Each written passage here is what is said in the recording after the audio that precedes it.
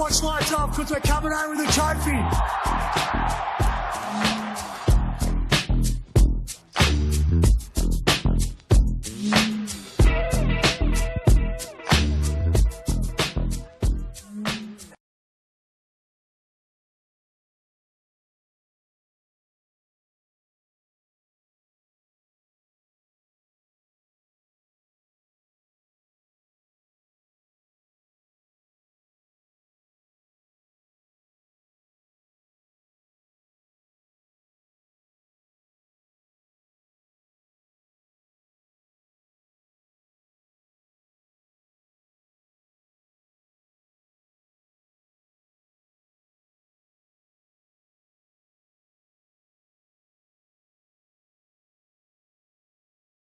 Oh boy.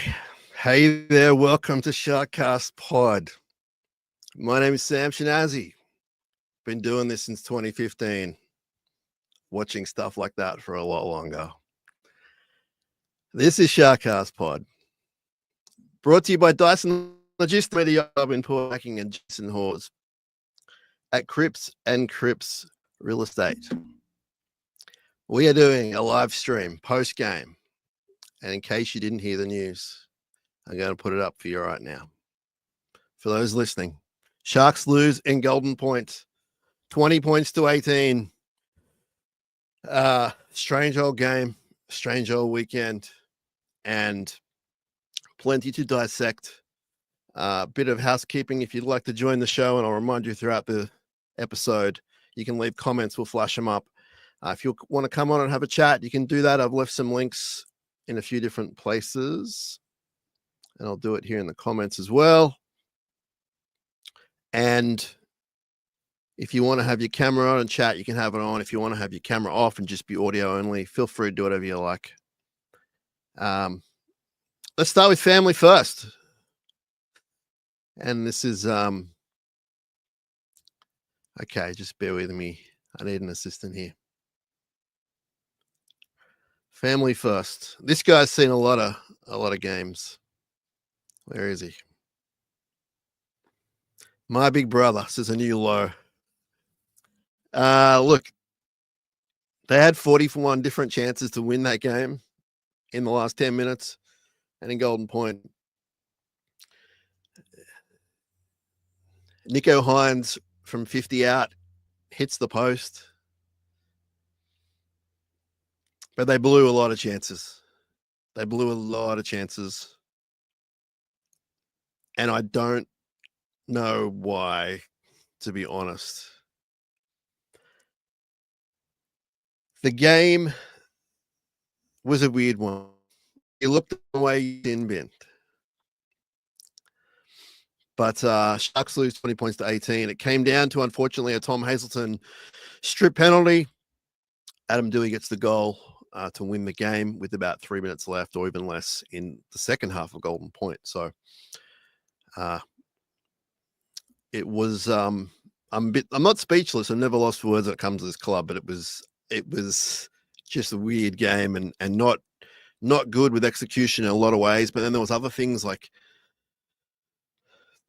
the Ronaldo try, the Kennedy break towards the end.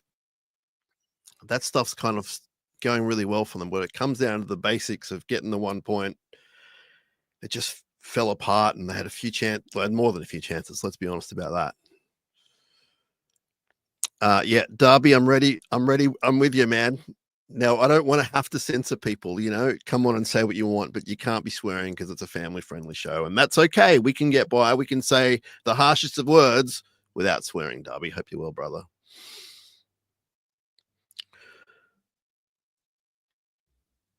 Ghastly 10 raises a great point. This is why you, SharkCast audience, are the best audience in the entire world, man.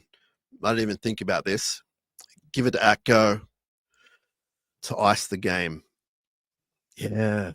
Oh, Ghastly. I'm going to be staying up all night thinking about that. Why no Atco? Why? Look, Nico, my God, he went close. That would have been the greatest moment. Didn't happen. Can't dwell on that because it just didn't happen. He still was not good enough to get it, but it was within a millimeter of host. It's a great point, Ghastly. Love your work. All right, Derby, critical of Nico Hines. For people listening, I've got to read out the comments. Just wondering if Nico played. I didn't see him. So I know where you're coming from, Derby. It's going to be a bit of a theme. I will say this. He had 2 try assists. Like when he had the ball, he looked all right. They went through patches in this game. They looked amazing and they looked terrible. Looked amazing, looked terrible. When I say amazing, they look really good.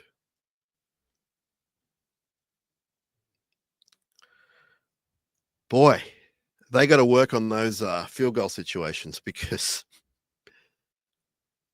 when they almost got it right, it still wasn't good enough. They were going for the try more than the field goal, which, I don't know, sometimes it works. All right, Lewis, you got a lot of thoughts and feelings. I want to hear them.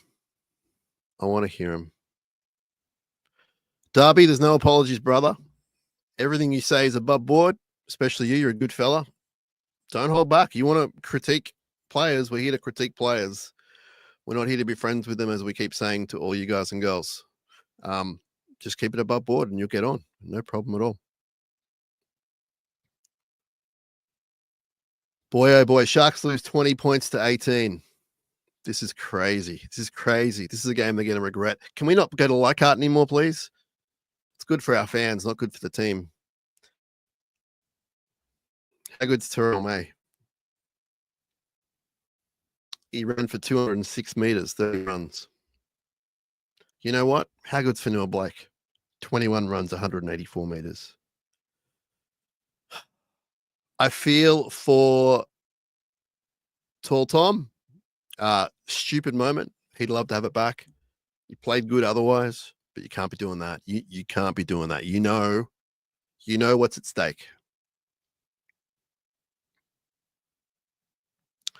Liam says, we did our level best to keep them in it, and that's what you get. And he's 100% right. That's 100% accurate, Liam. The whole game, I just kept saying not that I don't want to win, but they just keep doing them. Ridiculous stuff.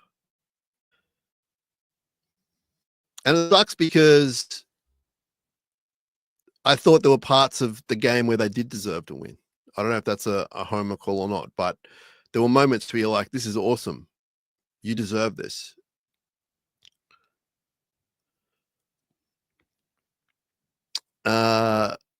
Shake says, this team effing sucks. I can't say that out loud for real or put it up, but I appreciate you, Shake. Steve says, ref. Ash, I can't put that up, but he says effing trash. Chris says, are any of us really surprised? I'm surprised that they didn't get it together after being so ordinary in those situations in this game alone. There was enough time to correct what you're doing and get it right. They went super close with the Atkinson thing at the end. There was a Ronaldo thing at the end. And then the field goals didn't work.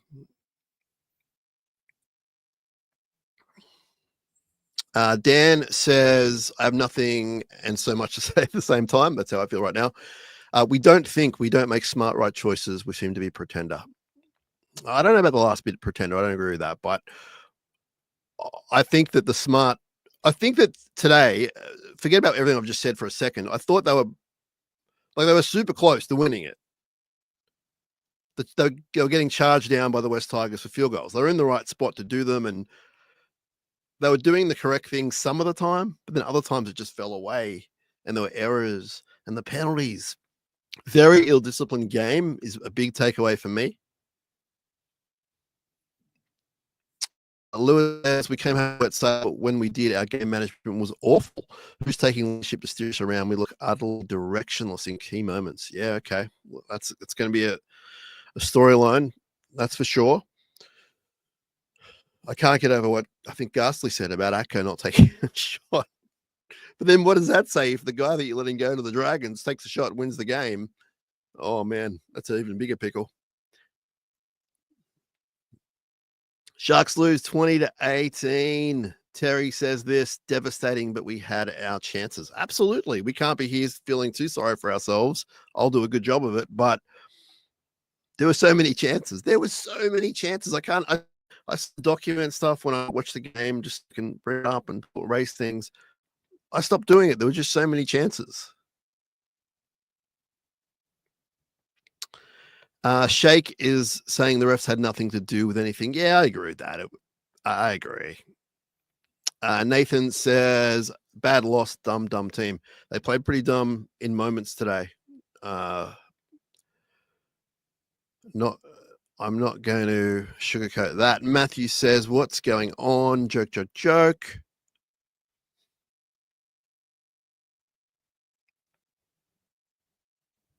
Ghastly, so he's doubling down here. And he says, isn't the entire reason we carry Atco for this exact reason? I didn't think it was for clutch moments, but now it's fascinating me. It is fascinating me. This is frustrating. Jay says, Sam, this isn't a smart team. Some bizarre decisions. 0 game management. So we're going to come back to game management, hey? Yep. Absolutely. There were times when they looked like they were happier and more confident to do the Hail Mary 70-meter tries, and they got one, I think. But that's a problem when it comes down to these sort of games. And the longer it went and the more times we had the errors in the opposition 20 in Golden Point and just before Golden Point, the worse the vibe got for us. And then they won the toss with the wind, and you're like, oh, it's over. And then we hung on to give away a strip penalty.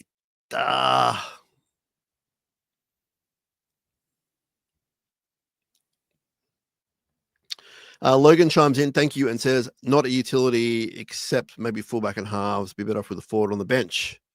Well, yeah, that's a good point, Logan, except we saw Mawini Hiroti, who, by the way, is human and can concede a try and get injured, go to the centers. I guess you could put Talakot there if you want. Appreciate you, Logan. Jesse says, no game management from the 70th to 80th minute. Wow. That's going to be fascinating to watch back. Completely believe every word you said. I just watched the game. I want to focus on that. Now, this is a really good one. It's going to annoy some people, but again, and we'll get to him. From Nick, Will Kennedy didn't deserve to lose. Will Kennedy's very, very good again. He wasn't perfect, but he was very, very good again. We can get back to that. Matt says, we played with no brains in the first half. Dumb, giving them possession and position. Shouldn't have been that close. Yeah, absolutely, Matt. Agree with that. James says, 0 game management from our halves. So it's a bit of a theme here. Now here's one from Shake. He's going to repeat himself from times gone by. A poorly coached team, clear as day. How do I feel about that, Shake? I disagree with that. You know, I'm going to say that. But I thought whatever happened out there today, absolutely not a well-planned game. And I don't know how much I'm putting on the coach for that in-game moments, but I'd be hoping that during the week they're doing drills on Golden Point and field goals, etc. Jesse coming in clutch, could have kicked 5 goals in the last 10 minutes of normal time, and he or she is 1,000% correct. 1,000% correct. Probably more annoying than Golden Point was the lead up. Oh.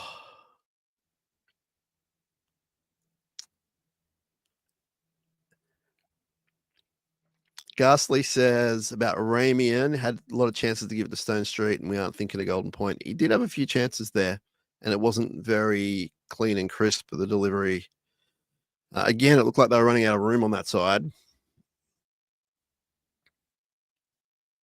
Danny Lee says, disappointing game. We can't be like losing games like this and be contenders. Who do we sign for next year? Friend Steve says, no game management. Our mate Fitz is here and said, weird fifth tackle options for the whole game, not just options in Golden Point. Yeah, there was a bit of that Fitz going on. Boy, oh boy. Just looking at the final stats here. For run meters, we got Kennedy at 185. Mulatalo 173. Fanua Blake 184. Hazelton 100. Ronaldo Mulatalo was so up and down today. He was winning games. He was trying to give them the game. He was all over the shop. But when he's good, he's very good. And he was very involved. I can't fault him on that. Now, I'm just going to throw this one up because he's a friend of the show. But also, I got to grill you. Ash, calm the hell down. That's a ridiculous statement. For the people listening, we've been trash post 2016 grand final. That is emotion talking, Ash. That is not you. But I appreciate you tuning in, my man. I really do. Ghastly said AFB and Ronaldo were the best today. Tracy says what we're all feeling. That sucked the big one. It sure did. I'm going to hop over to the Insta for a sec. Hello to everyone on the Insta. Hi. Steven says, "You always disappoint me." I don't know. I hope you're doing okay, though. Taylor said, great game, though. Yeah, maybe. 50% says, Sam, I think it's best I let the dust settle on that one. It's a circus for performance by so many. Yeah, however you want to handle this 50% is cool with me. I'm loving these descriptions. So people don't have to swear, and it comes out so much more intelligent. A circus of a performance. That's amazing. John also sums up what a bunch of us think. Would have been happy with the draw. Absolutely. Shep says our forwards and outside backs deserve so much more than our halves are offering. Okay, so some complaints there about the halves from Shep. Thank you.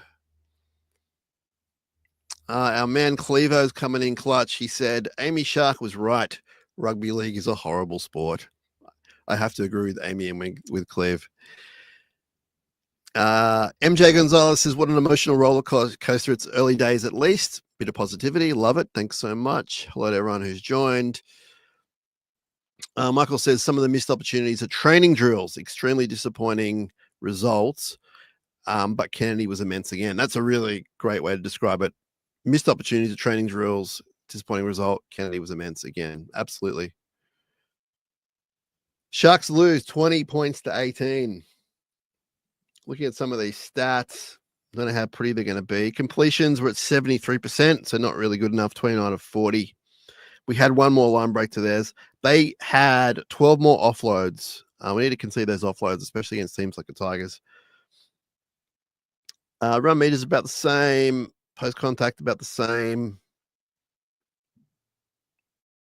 Missed tackles about the same. They won the penalty count 10-7, one big one at the end. They had 4 set restarts to 2. Man, are you ready for this one? We had 16 errors compared to their 7. 16! Come on, guys. 16 errors. No. Sharkies lose 20 points to 18. Wesley coming in hot saying, dumb as bricks, let's be fair. Nathan saying, I can't explain how frustrated I am by that result. I think I'm feeling it, sir. I think I'm feeling it. Oh, my gosh. J. Rick says the last 12 minutes, second half, they didn't even think about a field goal. Second attempt by Hines. Yeah. You make a great point, J. Rick, just for our listeners, talking about the field goal styles and what they did and didn't do and what happened. And Yeah, they made it hard for themselves. You're right. Like Nico going for the 50-meter one and then hits the post, all but goes in. It shouldn't be that hard. Alex coming in hot on the coach. Another lesson, as Fitzy would say. Oh, I think he's coming in hot. Shouldn't presume. A good friend, Trish. Trish, I don't know if I could put that up, but you're awesome. Trish is very critical and very accurate. Trish, I'm going to leave that one. I think other people can see it, maybe. I don't know. Hopefully they can, because it's that. Yeah, they can. That's hilarious, Trish. All right, good friend Pete. Trish, I got the giggles now.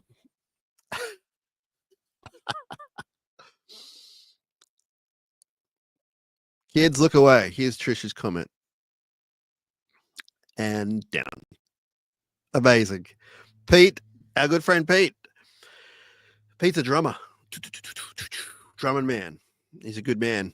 Long-time Sharks fan. Long-time Sharkcaster. A win would be nice, but it would paper over the cracks. Our $1 million halfback fails again. The rest of the side proves we're the dumbest team in the history of the game. More downbound train than born to run. He's doing boss references. God bless you, Pete. Where do I start here? Amazing. So when we talk about Nico failing, we're talking about game management, yeah, because he had some good try assists. He almost won it with the 50-meter, but we're talking game management. I get it. We're not leaving out Trindle, though. Don't leave him out of the conversation, because he's an 850K player a year now, so, or thereabouts. So don't leave him out. Great to see you there, Pete. And says, we tried hard. The effort was there. We'll take our lessons and move on. That's an impersonation of the coach, Coach Fitzgibbon. Well, I mean, they did try hard, and the effort was there. So I take your point, Dan, but I take your point. James says, no lessons learnt. Last year against the Dogs, went too close to the try line, setting up a field goal. Exactly the same thing. So there was criticism of AFB in this game, doing the hit up too close to the line, and then it makes it harder for the guy kicking the field goal. And as you remember, the Bulldogs game last year did that, and it allegedly made it hard. Nico, yeah, maybe James. I don't know. In-game moments. I mean, AFB looked like he was going to almost score a try. I take your point. I don't know if I can be critical about that. I need to sort of sit and watch and think about that one. But it's a good point you raised, sir. Darby says our first half was pretty bad. We seem to go into a shell when the chips are down. This is what disappointed us the most. None of the halves stood up. Then Ronnie gave us a hope. We need to be better. Yeah, great point. Great point. I'm going to bring in a friend of the show. Ugh. He's looking great. Hi, Dan Nichols from the Fins Up podcast. Are you all right there? Mate, I'm all good. Sorry, the Uber took longer. I want to apologise for that photo. It's the only photo I had on the thing, and it's better than looking at nothing. So it's what you get, I'm afraid. Bless you. This is pre-game. This is before they missed 45 opportunities to score 1 point. Look, that's exactly right. Hence, I'm looking like a wanker, but whatever. At least my shoulders are big there. Mate, what happened today? I've just woken up from a beautiful nap. I'm just about chucking the Sharks on. I'm looking forward to the game. Okay. I hope you like Sin Mins, and I hope you like teams not getting 1-pointers, because our audience, who are awesome, people are there. We love them. They are pretty disappointed, as I am, and a little bit miffed and a little bit confused as what happened out there, particularly in the last 10 minutes of regular time and then in the last 8 minutes of Golden Point. Dan, talk to us about your thoughts just overall on where it went wrong. That first half was pretty terrible. I thought we scored right on the sort of halftime break, and I'm like, here we go, we'll run them down the second half. It's still waiting. like, I know Nico's going to cop a lot of grief. I thought up until first 70 minutes were pretty darn good. We're paying a bloke $1 million to not ice games. That's ultimately what Twitter is telling me, and I don't disagree. I love this guy. I'm not going to be one of these people that's calling for him to be dropped. I think he had a try assist or 2 try assists, and he kicked well considering that weather was despicable out there. I had some mates there that I've never seen anything like this. But ultimately, he had 2 shots at goal from very kickable. The one that he came closest was the most difficult kick of all. I thought he was like to have a crack, mate. In that breeze, 50 metres is very doable. And if that goes 3 centimetres to the right, he's a hero. So no problem there. The problem I have is that 3 or 4 times we've seen, I think, this year and then going back to last year, he can't kick over anyone who runs at him. Why doesn't he stand 15 metres deeper? It is the wind's howling. You're 20 metres out. If you're too close, go back 15 metres. Blake Brayley can throw the ball. I know the wind may have played a part today. I get it. But I thought Brayley, in terms of service, was pretty much perfect today in very difficult conditions. If Nico can't kick it, why is Trindle standing on the left-hand side 20 metres there when he's a right-footed kicker? Why isn't he standing in an advantageous position or a position that doesn't make it 10 times more difficult than it needs to be? I just think, look, raps to the Tigers. They won that football game, but Cronulla lost it 5 times, mate. And, I mean, at halftime, I was like, Cronulla romp them. And then I'm thinking, whoever wins the coin toss is going to win the game. They muddled up their opportunity. And it was up to the boys just to run it forward and kick the goal. But I got to get it out of the way. With a minute to go, field goal, gets blocked. 6 tackles, whatever. Just set it up and take the field goal again. If you miss, who cares? They get 7 tackles in 15 seconds. And we go left, and there's an overlap. And if Dan Atkinson does literally anything other than what he does, we win the game. And he does what he does. And I'm not blaming Atco. He's thrown in there. Everyone knows my thoughts on him on the bench. So that moment where he, excuse me, had the knock on, there was a chance to catch and pass, you're saying?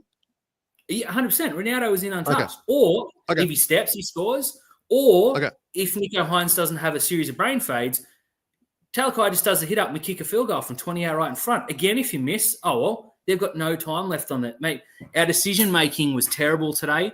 There were 4 or 5 times, like that try that De Silva scored, Nico Hines and Blake Brayley stood looking at each other. One of you, go for the ball. If you don't get it, whatever, at least the effort, 0 effort.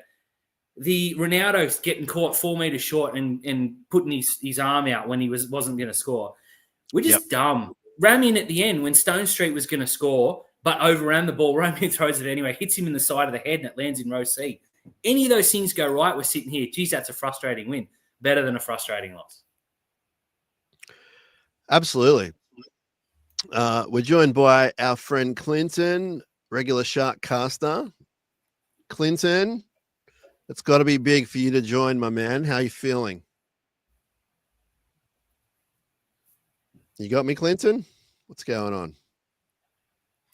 Hey, boys. I haven't heard the pod so far, but I've just had my Indian korma that I spent the day making, and now I want to cry. I think I'm done, boys.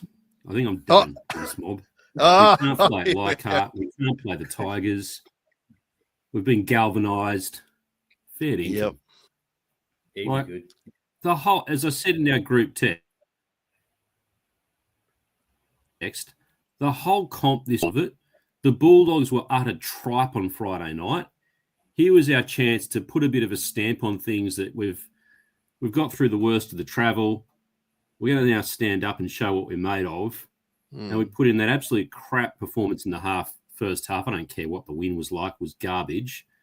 And then just to throw all that opportunity away in the second half to win the game, just staggering. Yeah, now just as a heads up, Clinton's on a bit of a delay there, and we can work with that. That's awesome. No worries. Clinton, you can't leave the Sharks fandom after, all your life following them. This can't be the end. There's got to be a brighter light at the end. I know you're feeling it tough.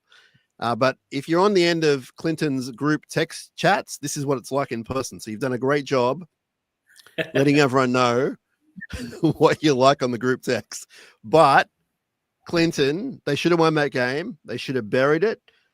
There is Dan, just to answer your question before, there is a lot of criticism about game management. Nico Hines, to a lesser extent, Trindle as well. Yep. Clinton, while we have you, in all seriousness, where did it go wrong?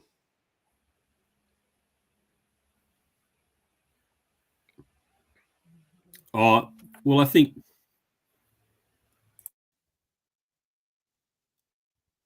we had the opportunity to win the game on what engagement, wasn't it? I mean, you can't blame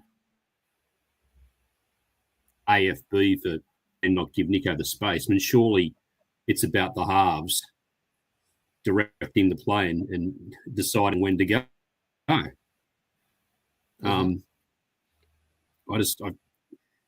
We don't have a leader in the team. I don't think Hines is leading the team. And yet McGuinness has got the C next to his name, but he's not a real captain. You know, I think your leader's got to come from the halves, the people who direct the team. And the only spine, I mean, Kennedy was outstanding again, just absolutely outstanding. Yeah. But we just keep being let down, whether we're behind the scoreboard, whether we're in these tight games. We keep being let down by a lack of on-field direction and leadership. And that comes down to the hooker and the two halves. I think it is a bit of a line in the sand moment, because if we're going to be with the window open, allegedly, I think the window's open, but other people may not think that. But if this is one of the years, then we can't keep wasting moments like this. And someone has to step up. And, you know, Nico with a Hail Mary field goal, man, I would have walked to Leichhardt right now just to cheer him back to Caringbah. But there was a Hail Mary. It didn't happen. And there were some great players out there. How good was Sifa Talakai in the second half? He was like destroying people. Like there were guys leading the way, but as everyone keeps coming back to, it wasn't the two or three guys that are supposed to be doing it. The fullback was unbelievable again. Dan mentioned a few incidents, and I definitely wasn't fond of them. There was a lack of urgency with some spilt ball and high balls and that kind of thing, and loose balls. And I think the Tigers just got us there on those 1% plays, which is really frustrating. And as Dan said, they didn't beat us. We beat ourselves. And that's a line Fitzy will churn out of the press conference right now. We beat ourselves. So pretty frustrating. Dan, you were with a group of people. How was the reaction amongst the group of people you were with? It was shout out to my brother. Happy birthday! I've had had one drink, Sam. So excuse my slurring. It ran a pub. It was fantastic atmosphere, but it was very. When are Cronulla going to turn it on and win this game? And we're still waiting. When Ronaldo scored before halftime, it went from doom and gloom to here we go. Yeah. And then when Atkinson knocked the ball on with a couple of seconds to go, it was whoever wins the toss wins the game.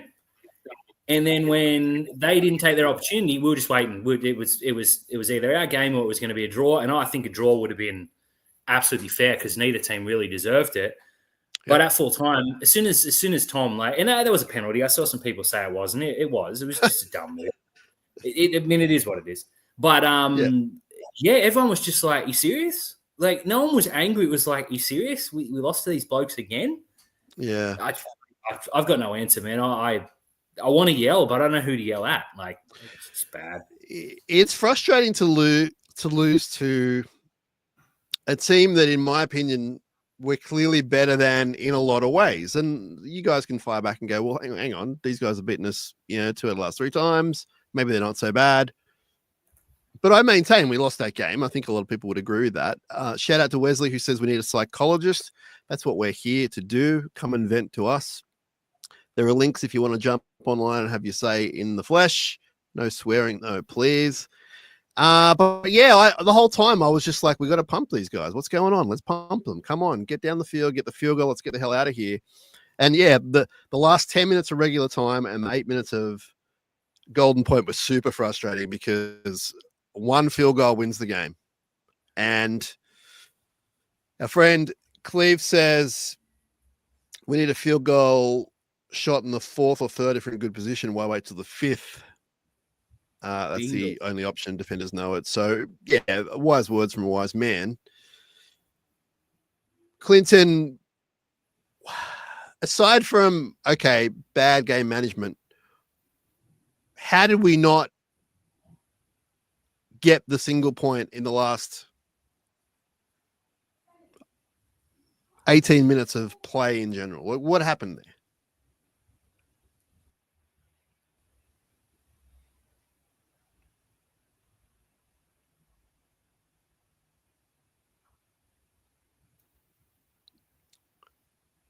Sorry about the delay. He's going to come in. Boom. I think my connection's just about to die, Sam. All good. Before my connection dies, I'll leave you at this. We now get to play Mitchell Moses in Magic Round, and then we get to play the Melbourne Storm. Oh. So we'll be out. We'll be out of the 8 in 2 weeks' time. We won't win either of those games. Now, you know what that is? That's hard-hitting journalists from one of the hard-hitting journalists in the world, Clinton Maynard. Hey, thanks for joining us. I know it's not your favorite time of life when the Sharks lose, so I appreciate you jumping on. And we'll talk to you, no doubt. And quick plug for Clinton, 3 till 6, 2GB. You can listen to him all around the world. We've got listeners all around the world, and you can listen to him, 2gb.com. And he is straight down the middle, just like this podcast, and just like him. He's back on. And he's going to be leading with, not the election, not terrorism, not whatever else. He's leading with, how did they blow a 1-point lead? How'd they blow it? Thanks, Clinton. Talk to you soon, brother. Dan, that was Clinton. And he's not happy. And none of us are. And if you want to have your say, there's links in the all over the places to come on and have your say. Chris says, poor performance from the Sharks. Mm-hmm. What do you think about this one, Daniel? From one Dan to another, Brayley has no game management along with the halves. The decision not to pass early to Nico instead to throw at AFB was terrible. What do you have thoughts on that?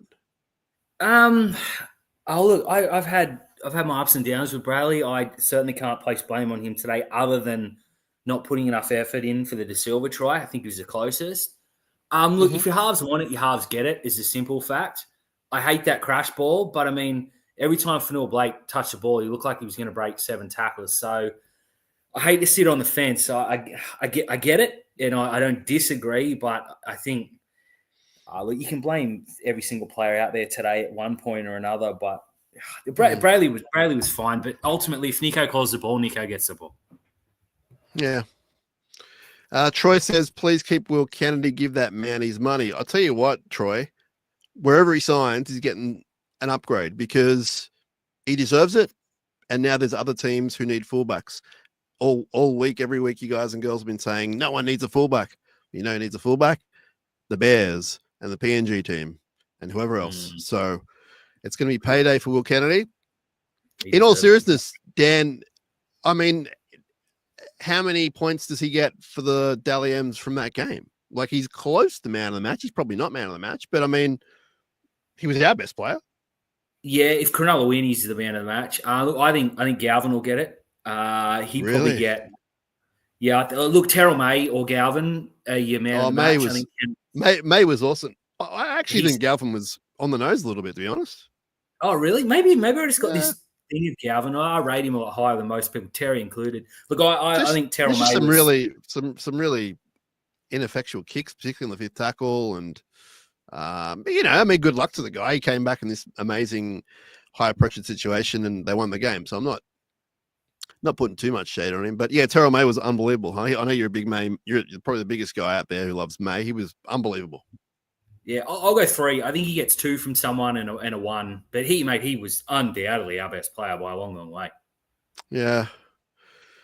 Boy, oh boy. Sharks lose 20 points to 18. You're on SharkCast Pod, and we are talking all things Sharks for as long as you guys let us. Dan, as Clinton broke the news, we go to Magic Round in about 48 hours, it seems. And by the way, what's going on there? Last game, then first game, you're killing us. Brutal. Like, you're allowed to complain. You're allowed to complain about that. If you're the coach, if you're the administration, if you're the podcaster, if you're the fan, if you're on the forum, you're allowed to say that and not have people go, no, it's ridiculous. Forget about like the entire year we've had about travel and whatever else. From tonight, who can we have open? Well, why don't we have the guys that finished last in the round playing, and we'll have them open up Magic Round in another state. Jeez. Okay. Against a team off a bye. Like, yeah, it's not. There you go. I didn't even realize that. Amazing. Amazing. Oh my God. Why did you tell me that? That's almost as revealing, Dan, as Ghastly 10 said, why didn't they give the ball to Clutch Atco? And that blew my mind. Blew my mind for the field goal. No, he's kicked a couple, hasn't he? Our friend Joe at Mr. Paisley's does a great job down there.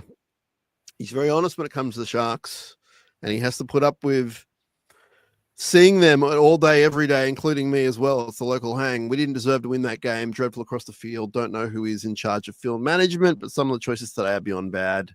Lick our wounds and start again next week. Yeah, I don't mind the end of that. But very accurate from Joe. He'll be up early serving me and the Sharks and everyone else. Go down to Mr. Paisley's. It's an awesome place. Ghastly said Teague was out. Definitely missed him. Let's talk about that, Dan. We're both big Billy Burns fans. He scored a try. I thought he was totally fine. I was thoroughly impressed by Talakai. Should Talakai have started? Or is that the right combination there? I thought Billy Burns was lights out today. I had him as my second best player. I just seen Fanua Blake's meters, and now I'd probably switch him. So third best. No, look, we did. Teague's a different animal, especially in defence. I thought Burns did everything he could, to be honest. I didn't notice till late. I saw Talakai was running wide. I just figured he was playing in the centre, but I noticed he swapped with Burns. I don't know how smart that was. I thought Burns had the game in his hands, but Talakai came on and looked $10 million. So maybe I should shut up there. But, look, we definitely missed T. 100%. He's our best left back role, but I thought Burns today was fantastic. Oh, and I'm happy to keep that because off the bench, Talakai is unbelievable. So maybe if he plays the whole game, it's not as effective. So that's a fair Yeah, I agree. Yep, 100%. Thanks, everyone, for being in touch and buzzing us. We'll jump over to the Insta, say hello to those people, or jump on the show if you want to say good day. There's no stress if you don't want to. Hello to everyone on the Insta. John says, Canberra, now this. How many what ifs will be this season? How many what ifs will there be? Ooh, guys are hitting me hard. It's a great Have we won a point, first John. game? Let's go through it. Souths wasn't close. Cowboys wasn't close. What else have we got? Eagles 6, but we threw that away. Should have been by a bit more. I don't think we've won a tight one like what you're suggesting and what John's suggesting, that's for sure. Yeah, not ideal. Brendan says we can't win games when you concede tries from uncontested bombs. Yeah, that was not great. Just remind me, Dan, was that a bomb or was it like some sort of other like kick? Was it a kickoff? Was it something else or just a fit tackle bomb? No, fit tackle bomb. The Win took it and made it difficult, but someone's got to have a go. Yeah. So we thought Will didn't go for it, and I don't want to be all like defensive of Will, but I was okay with that because, like I often say, if you're not going to get it, well, it's best to sort of, second best thing is to try and get the defender, whatever. But I do have a problem with Blake and Nico looking at each other and going, oh, you get it. No, you get it. No, you get it. Like that was not good. And De Silva was there to pick up the crumbs. Yep. Cam Webb, who's on the show quite a bit, he braved the hill and he said it was a little bit, no, you know what? It was Joshy who was on the hill as well. Josh said it was a little crazy up there. Cam said, frustrating tonight, extremely unpleasant. Oh, here we go. Sorry. Extremely unpleasant as Sharks fan on Leichhardt Hill. 2 years in a row, another game. So they were both on the hill. Hey to Barnesy. Oh, okay, everyone. So many legends watching us right now. This is awesome. Dan, did you miss not being on that hill today? Because I didn't really miss not being on that hill today. Couldn't pay me enough, mate. The only time I've ever been to Leichhardt, I was on my literal best behaviour of all time, and I caught a full can of whatever they constitute as beer in the back. So I haven't been back since. It's probably the one night I didn't deserve it. But look, when you're paying $45 or $55 it was to stand on the hill, mate, lucky their fans are rabid because I'm not paying that. Phil says, why do we play at their level? Don't know how to close out a game real poor. These are all factual words, Phil, and everyone else. I don't know what the coach is going to say in the press conference, and I don't know what he's going to say behind the sheds, but I'm guessing they're going to be two different things. And I'm completely sure that he was at all okay with a bunch of what went on, particularly trying to win that game. It was just crazy. Jason says we look like a team that finishes 9th because we lose games like this. Yep, that's fair. Tim says dumbest team in the league. You'd think after the first 3 sets in front of the sticks, they'd learn how to ice it. Even if you gave them 5 more shots, they'd find a way to blow it. Embarrassing. Again, I mean, these are fair words from fair fans, and it did look, Dan, the longer they went, the worse they looked in that situation. Is that a fair call? Yeah. I think the only time we got close to winning the game was when Nico tried it from 50 metres out. Yeah. But do you think what do you think happens? Let's just play fantasy for a sec and we'll get back to the misery. What happens if that goes through and we win the game? Is everything kind of forgiven in inverted commas from the critics? Or is it a lucky shot? Nico's a match winner. That's the way it's played out. Yeah. Wow. Mate, it's as simple as that. You kick the field goal. Look at Matt Burton, mate. He's the Iceman. He missed 4 field goals before he kicked the goal to beat Cronulla last year or 2 years ago. And he's the Iceman because he kicked the one that went through and people forget the other 3 or 4 that he missed. So, yeah, he's a match winner if he makes it. Liam says poor game management. Hines needed to take the shot where he passed it to Trindle. Yeah, that was a bit weird, that one. Give Trindle a 7 and stop trying to have 2 halfbacks take control. That's Liam. I don't disagree with the whole 2 halfbacks thing. Do you recall that one? I can picture it very clearly, Dan, where Hines had it, then he sort of threw it and it was a bad pass. And I think he did he end up having a shot, Trindle? Yeah, he did. He kicked it right. It was was spewed, but I'm not going to blame Trindle.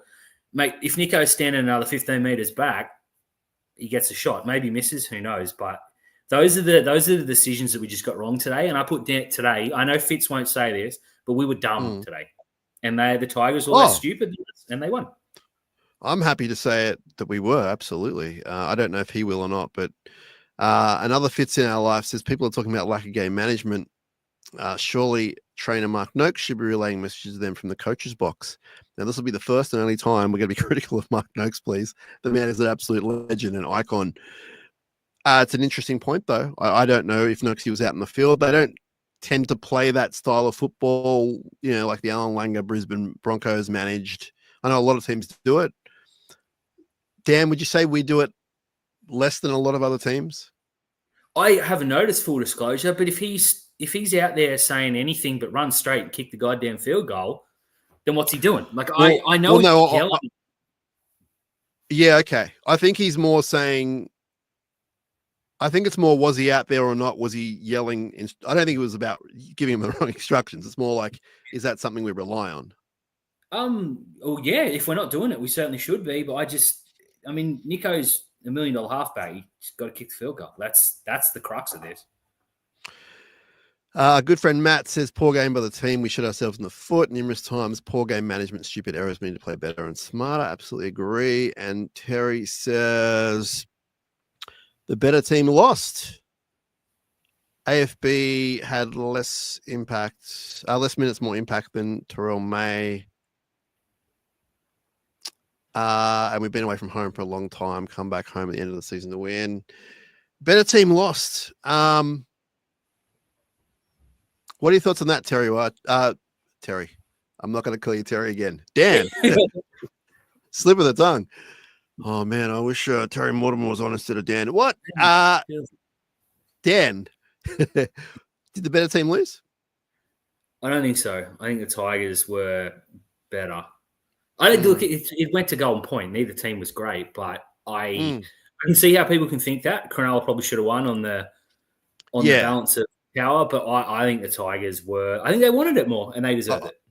I think maybe Terry might be coming from the fact we had way more chances. And you know what? I would say that we looked way more dangerous and, yeah, had more chances. So maybe that does mean you're the better team. I don't know. But I think that the Tigers, that they, as much as I still will believe and tell you that we lost that game, they definitely did a lot of good things to hang in there, particularly defensively.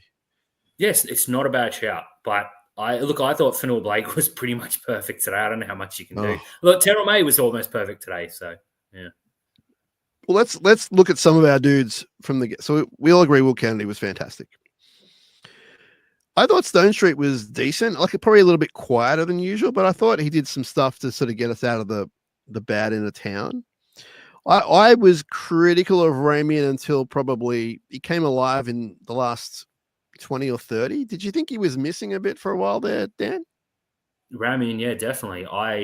There were 2 or 3 opportunities where Stone Street was screaming for the ball. And this is a bloke who's, still a rookie. But when he's screaming for the ball, he should have passed. Ugh. Yeah, look, Stone Street was fine today, mate. I thought it was good. But I do want to point out that Taruva's 5'8", Stone Street 6'4".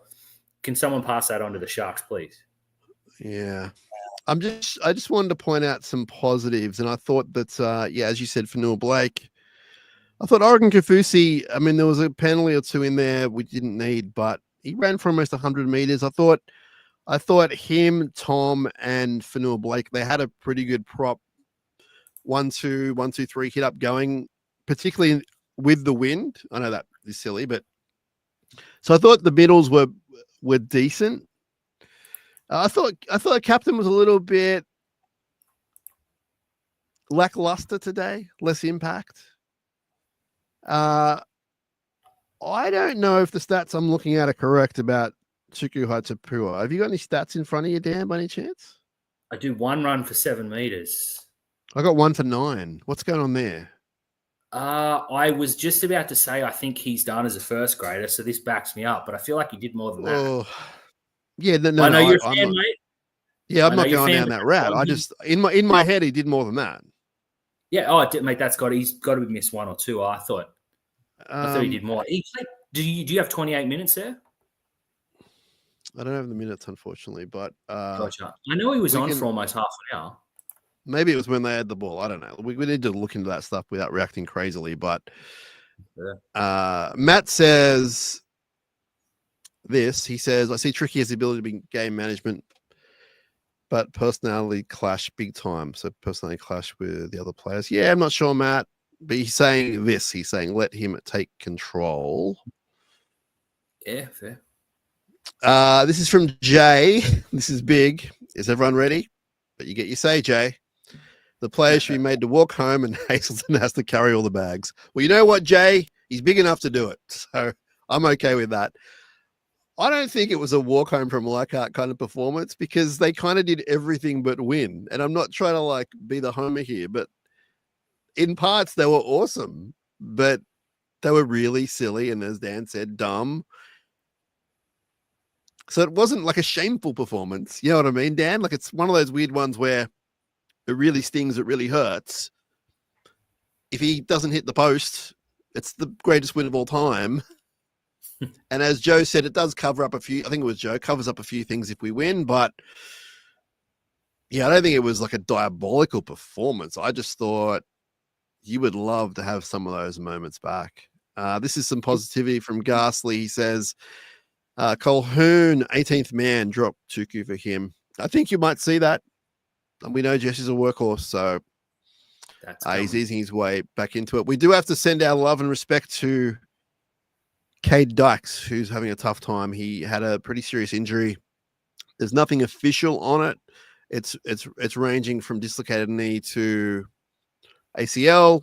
We don't have anything concrete, so I don't want to speculate on that. But he's obviously seriously hurt himself again, and it's not to do with it's not his lifestyle. It's just one of those things, and we wish him all the best. We hope it's not as bad as what it kind of looks, and if it is, we hope he comes back bigger and brighter than ever. But Dan, I know you're particularly affected by this incident. Yeah, I love Cade Dykes. I was convinced he was going to be our next fullback. Obviously, you can't take that off Kennedy now, but mate, he started the game really well, and then he went down, and it was sort of under high contact. I know. I sent you the clip. It was under high contact, and they're like, "Oh, he's been clipped. That's a penalty."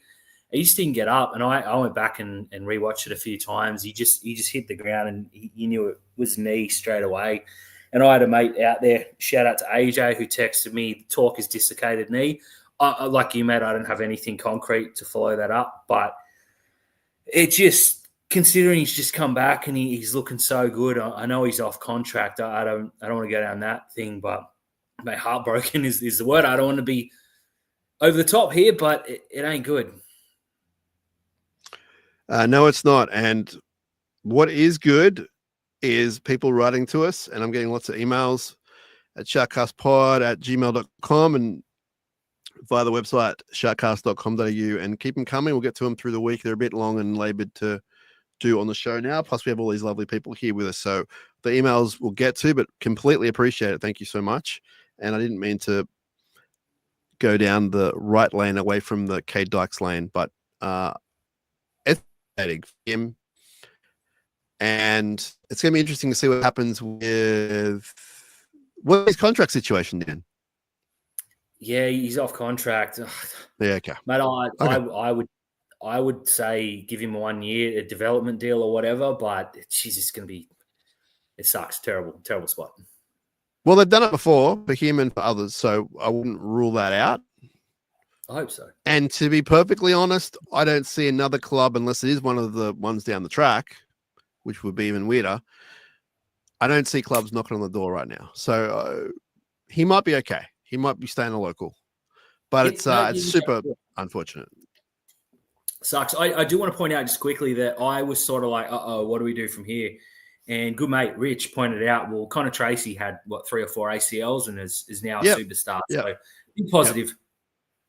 Yeah, he's a young dude. He's got great fitness, great attitude, and I certainly don't think it's the end unless it's some sort of like awful report from the doctors that say you can't do this anymore. There'll be none of that. Like, he'll come back. It's just a matter of what shape he's in and where he is and that sort of thing. But time will tell. BJK says something needs to change. What? I don't know. At times, the team doesn't play with the experience they possess. That's a great point from BJK. And that's why I referred to the line in the sand moment. I think, like, people like me who, I don't know. I know, Dan, that there's a bit of a rep that I tend to look on the bright side and that, which, believe that, don't believe that, whatever. I just sort of see it how I see it. But I think I've seen enough right now as far as chances and, if they'd missed every one of those field goals by an inch or they all hit the post, I'd be a lot more sympathetic. Or if they had not gone for those tries down the side or all that crazy stuff and instead just done the 5 hit-ups and gone for the field goal every time and missed every time, I'd be a lot more sympathetic. But as you sort of pointed out, when it comes down to a guy trying to kick it from 50 out and then he actually hits the post and it goes the other way, that's a problem, because he shouldn't even have got that close. So, BJK, that's an awesome point. Thank you so much for making it. Now, NS says, agree with Clinton. The halves need to be brutal when controlling the team. Surprised after last year we let this one slip. The effort was there and brilliance, but shoot, mate. Yeah. Great wise words from our listeners and viewers. You guys are the best. We love you. And you all call it how you see it, which is all you can do. And Dan, do you think, obviously the storyline is going to continue, whether it's the mainstream press, definitely the Shark press, about game management? How do we address this? What do we do? Fitz needs to come out and put a line through that real quick, because I guarantee you, as soon as I log into the Facebook groups, everyone's going to be calling for Atkinson to come into the halves. Mm-hmm. Well, there you go, literally. But I actually don't have a problem with this because, and Ghastly pointed out too, he was actually on the field. Yep. And he's done it before. And to be honest, and it's just Homer talk, I think he gets one, to be honest. But Mate, yeah, we don't know. We don't know. It's all speculation. But I actually don't have a problem because he's on the field. It's different to what you're about to say, though. Go ahead with what you're going to say. no, look, 100%. But the fact is, we're paying a bloke $1 million to ice games, and he's not. That's cold hard fact, and you have to go a long way to find a bigger fan than Nico Hines than me. But that's the facts. Like you cannot argue that he didn't ice a game that he should have, and he's on $1 million, so he's gonna cop it. What I would do if I was Fitz is I'd say no. Nico's not talking to the media this week. Anything that's said, we have to shut it down. We have to Galvin like the Tigers did. You want to talk about that? Too bad. I want to talk about this week. Yeah, we're going to Magic Round. We're playing Parramatta. We're looking forward to that. So I certainly wouldn't ignore it, but that's something they have to handle at training and training only. I don't know what Trindle was doing today. I think he's got incredible highs and incredible lows. I do think if Roddy had been not injured, and I hope he's all good because he's been fantastic, then there's definitely a shout to say, "Oi, Trindle, come sit down and think about what you've done and put Trindle on at 6 and Atkinson on at 6."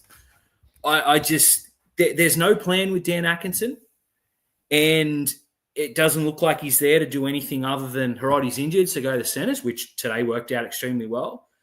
But, I mean, he's a bloke who last year, won us 2 games, and Nico had missed a few, and Trindle was playing bad. Why don't you go to Atkinson? Completely fair. Yeah. Daniel Doc Holiday, I apologize, says, I feel like this game is why we can't go to the next level. No game management at crucial times. Can Fitzy just put Nico to 6 and Tricky to 7? Does that change? He can. Yeah, I don't think it solves. I completely appreciate your point. I just don't think it solves what we're talking about. It's just a number, right? We're not talking about numbers. We're talking about someone being in charge. So I think maybe it just requires, Dan, maybe it requires a lot of watching of, as we say, business tape, film, video. And then it takes a lot of training drills to really just, and I'm not suggesting they haven't done this, so don't freak out. But maybe they just need to go line in the sand. Our next training session is this. It's 4 hours of video, and then you go out there and do it for 4 hours. Whatever. Because it's obviously not our strength. And if you're going to win the comp, it's got to be something that you can do. It's got to be clinical. It's got to be routine. And I appreciate there were times where the try was on and they almost got there, but almost isn't good enough in this instance. It says hindsight. You're not going to like one, Dan. Sif should have gone to the centres. I didn't think that Atco in the centres today was a problem. I know it has been in the past, but you okay with that one, Dan? I can see why with the impact, but I mean, if you're naming utility, you're going to go to the utility. So I have no problem with it. In attack, Talakai's a monster, but defensively he gets stood up. So I have no problem with what they've done. You know who might be sitting pretty here for a new deal, given what I've flashed up on the screen, now Dyson Ison injured long term. I think that Mawini might be getting another deal because at the moment he's the next in line, correct, to play fullback? 100% agreed, yep.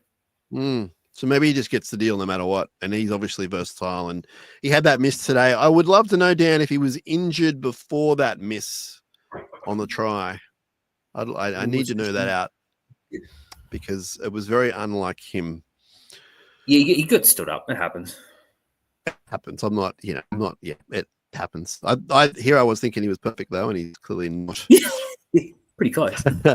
Nathan says, where do we go from here? I think we've regressed this year. It was supposed to be premiership year. Well, I think first of all, Nathan, but it's early days. It's round 8. So there's a long way to go. A lot more positive can happen. But, and I'm getting tired of hearing my own voice saying it, line in the sand. It's got to be here, Nathan. We can't keep losing these ones. It just can't be a thing. What are your thoughts, Dan? Yeah, it's so frustrating because we're so bad for 38 minutes and we score the best try in the game in that first half. Yeah. Last year we started 1-9 or 1-8, and then fell away late. I'm hoping against hope that we go the reverse this year. Where we sit right now on the table, I'm not worried, but the matter of the losses today was terrible. Canberra, we threw it away. You're looking back, you want to beat Penrith now, but like, mate, I struggle with the words. I'm so frustrated that we lost today, but it's like, if we beat if we beat Parramatta next week, whatever, we're sitting pretty again. It's so frustrating because Penrith is so bad. The Bulldogs have shown that they're bullies. The Broncos can't get it together. And the Storm just, for whatever reason. Cronulla with a team who was supposed to say, yeah, you know what, we'll go to the Tigers and we'll put 30 on them and we're premiership favourites. And it's just, it's not turned out that way. Maybe that's on us for talking them up in the preseason. I don't know. I could make nothing anyone said I disagree with. I'm happy not to take any blame at this point, Dan. Yeah, oh God, me neither, mate. Every time I do have to cop. A couple of weeks ago when Ero was on fire, I said we got the best centre pairing in the world, and Ero's turned to not so good since. So that's on me. I apologise. Now don't forget, it's KL Ero, not KL. KL. Run KL. Yeah, window's still open, but they got to learn. I don't want to say got to learn from this. They need to be better in situations like that. I don't think there's one player in that team today who would disagree with that statement. I don't think that they would listen to a conversation like this and go, that's a bit harsh. No, they completely bombed so many chances to win the game. And a lot of you are very frustrated, including Dan and myself. Damo says Acco is too handy to be out in the centres. I see him more useful giving Bradley a rest and playing more in the middle. Look, I don't hate it, but there's a guy like Beryl who can do that as a professional hooker. If that's what you want, he's not as versatile as Acco, but he can be the middle, he can be the hooker. So, yeah, the Acco thing's, it's getting into thesis territory, I reckon. I was going to say before about making the most of these opportunities. When I look at the Fitzgibbon era so far and the team that we've had, which is largely the same as what it was from day one to now, is obviously a few guys coming in and out, but I clearly really love the team. I am a fan of the coach. I like the way they play. Nights like tonight suggest that the fans are right, but they still have a way to go, and they're probably not learning how to ice the games. But my biggest issue with this, Dan, is what you were saying before about this is the year when you could probably go win a comp, because Penrith may not even make the 8. Melbourne are next best, and they're awesome, but they can have off nights. And everyone else is kind of at our level when we're at that level. So I get very frustrated, especially in prelims, against Penrith last year. I get so frustrated with, this was a chance you may never, ever get again. This is a chance as a fan you may never, ever get again. That's dramatic. I get that. But as players, you may never get to a grand final prelim again. You may never get the chance to go in a grand final and win a premiership. And this is where the whole Friday Night Lights kind of romanticism BS comes in for me. It's you need to make the most of every moment. You're in Leichhardt. It's a full house. Go win the freaking game. You've got the wind. You've just held them out against the wind. Take the wind, win the game. For me, Dan, that's where I get a little bit emotional, a little bit unsure of things, because how many chances do you really get? 100%, mate. You nailed it. Last year, I felt like we were quite, by a distance, the third or fourth best team in the comp. You beat 2. This year, going in, Melbourne aside, I'm pretty confident we could beat anyone on any given day. Didn't see what Penrith was coming, so I had them very high, and I thought Brisbane were good. The Dogs are there or thereabouts. There's a lot of dross in this competition. You look at the Titans, you look at the way the Dolphins squandered today. Canberra hugely overperforming. Yeah. It's been fun. As a rugby league fan, this has been a great year, and I'm glad you didn't bring the sim bins up, or I would have got just kicked off YouTube. Oh, no, it's coming. It's coming. Oh, it's coming. Good. I'll say that for then. I think in terms of the game quality, it's been pretty good this year, but the competition is wide open. But as a team who went in as big favourites, you being frustrated, mate, is absolutely okay. Tines it by 5. All these comments are just like, well, we should have won the game. What are we doing? We're throwing it away. And I don't want to labor on the one guy because I get enough beef about allegedly sticking up for him. I don't know what that definition means when you talk about praising someone, but let's just imagine that Will Kennedy keeps playing this way. I'm not saying he will, but let's say he does. And for the first time today, I mentioned it to someone else. You know what? He really does remind me of someone. And I held off that thought for a long time. And I'm not saying he's as good as that person, because obviously he's not. But he reminds me of that guy now. I can finally officially say it. And that guy is one of my favorite players of all time. And you know who I'm talking about. Yep. But say he keeps playing 9 out of 10 every week. Shouldn't we strap ourselves to that guy and to AFB and win these freaking games? We've got so many chances. That's where the frustration for me comes in, Dan, because everyone wants this superstar fullback, and all of a sudden you've got him, but we're going down to the Tigers. And I say that with respect, but they've won the wooden spoon the last 3 years. Completely fair. Hey, going into this year, we needed a prop and we needed a fullback. We got them both. Yes, frustration is the word. I'm struggling with words here because I was so angry at the end of that game that we lost it. And I'm thinking if we'd not done this, and this, if we hadn't have made the 5 stupidest decisions at every single opportunity, we're sitting here today saying, it's a frustrating win, but whatever. We play Parramatta next week. They got to stop. And I don't know how you train this. I don't know if you can. They just got to stop doing dumb stuff at every opportunity. And I don't get it. I don't know whether, footballers get an unfair rap a lot of the time of not making the best decisions on and off the park. But, you've got guys with hundreds of games under their belt. You got a guy who's, again, and I'm going to hark on this because it's fact, $1 million throwing the ball left. And I know Atkinson, probably should have done better than he did, but he's a utility playing center, and you've got $1 million halves or $2 million halves pairing, whatever it is, and they're not just taking the easy hit up in the field goal. I don't know, maybe sit him down and Fitz says, hey, Trendall, come here. What should you have done? What do you think you did wrong? And open up that. And I don't know how you train it. I don't know how you get better. I would be shocked if that doesn't happen. You won't hear about it, but I'd be shocked if that doesn't happen.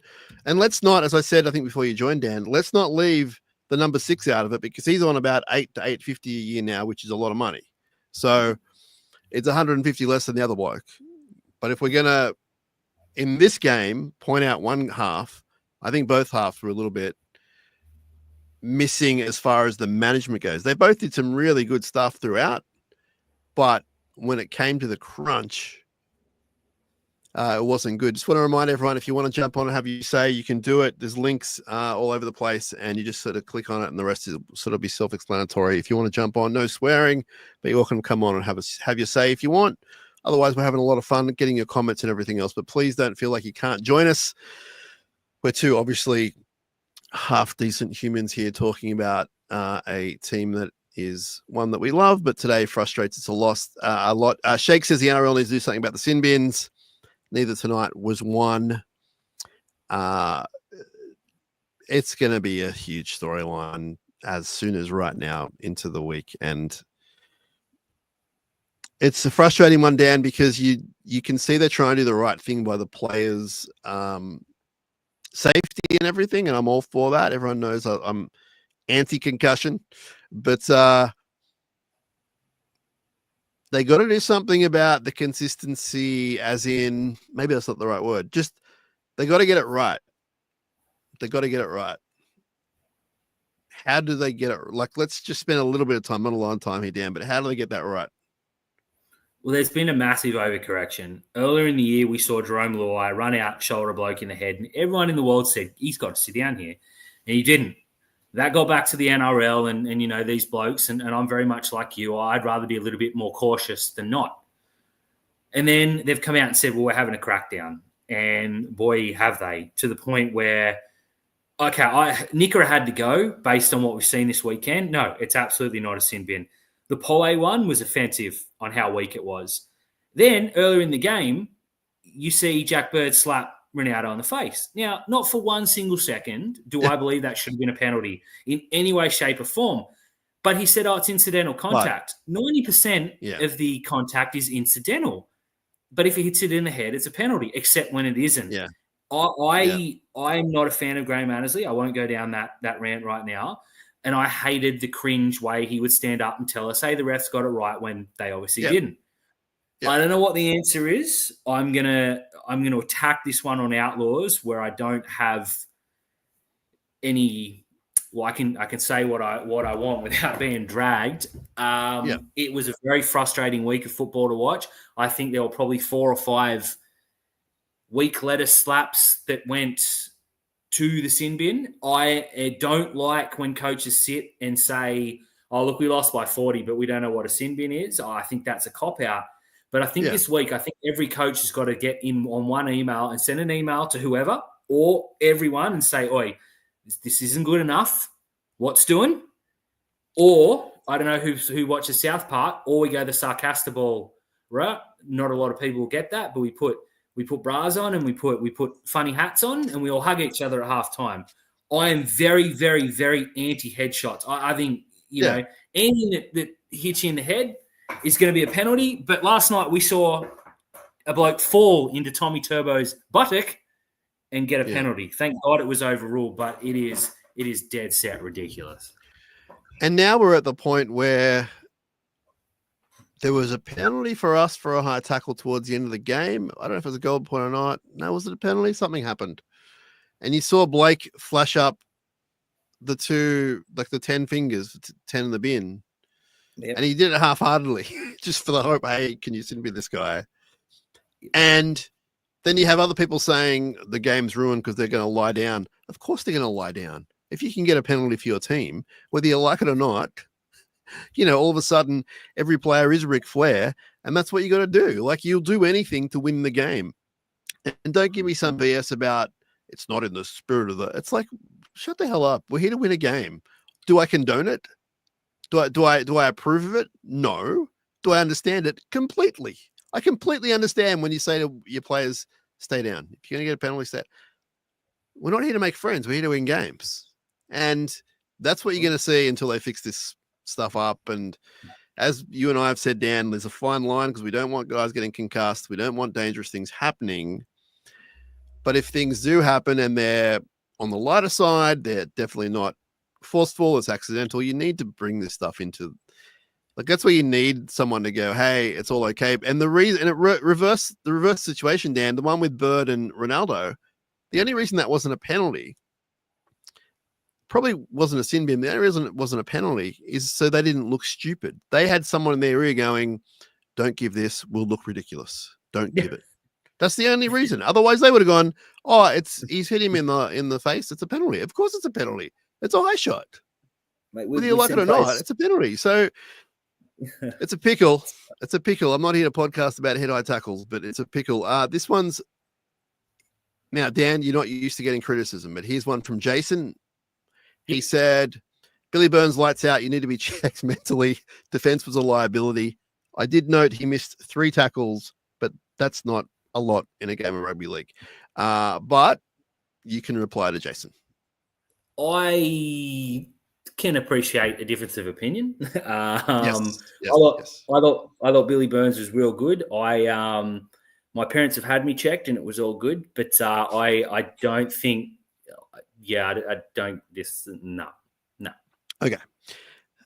Kevin says, why can't we just ice games? We've always struggled. We don't even look like we're improving at this. I wish we could shake the choker tag we've had for a long time. It's a fair call from Kevin. And yeah, if this happens again this year, I would be not shocked, but I would be particularly hurt. I'd be personally hurt. I'd feel it even harder in my heart because, and you know, I don't want to get all crazy on everyone because I understand that if you're playing a game like this, which I haven't played, it's a lot different to watching it on the telly or in the grandstand or on the hill. I get it. You can't just make things happen necessarily. But today, they clearly had the chance to win the game, and it didn't happen. And I think they need to look into that. And I'm hoping that they will. Jay said a common word being used across all platforms to describe the team is dumb. So that's Bingo. fair enough. Ghastly Nailed it. said Tuku in a Bears jersey will look just fine to me. James says Hazelton and Tukes turned a strength into weakness. So many bad decisions from these two. Run hard, tackle hard. It's not your so they're giving away penalties. Yeah, that's fair, James. Like I don't want to focus on the Tom thing. It was where the game was it was where they officially lost the game. It was You just got to be better, right? In the heat of the moment. You can't have your hand anywhere near that. I mean, it's silly to say that because you don't want him offload or whatever, but yeah, it's a pickle. What was he thinking? Dan says, bring in Jesse or Puru. Can Dykes play 7? All jokes aside, we need something. Dykes can't even walk, dude. You might have to wait on that one.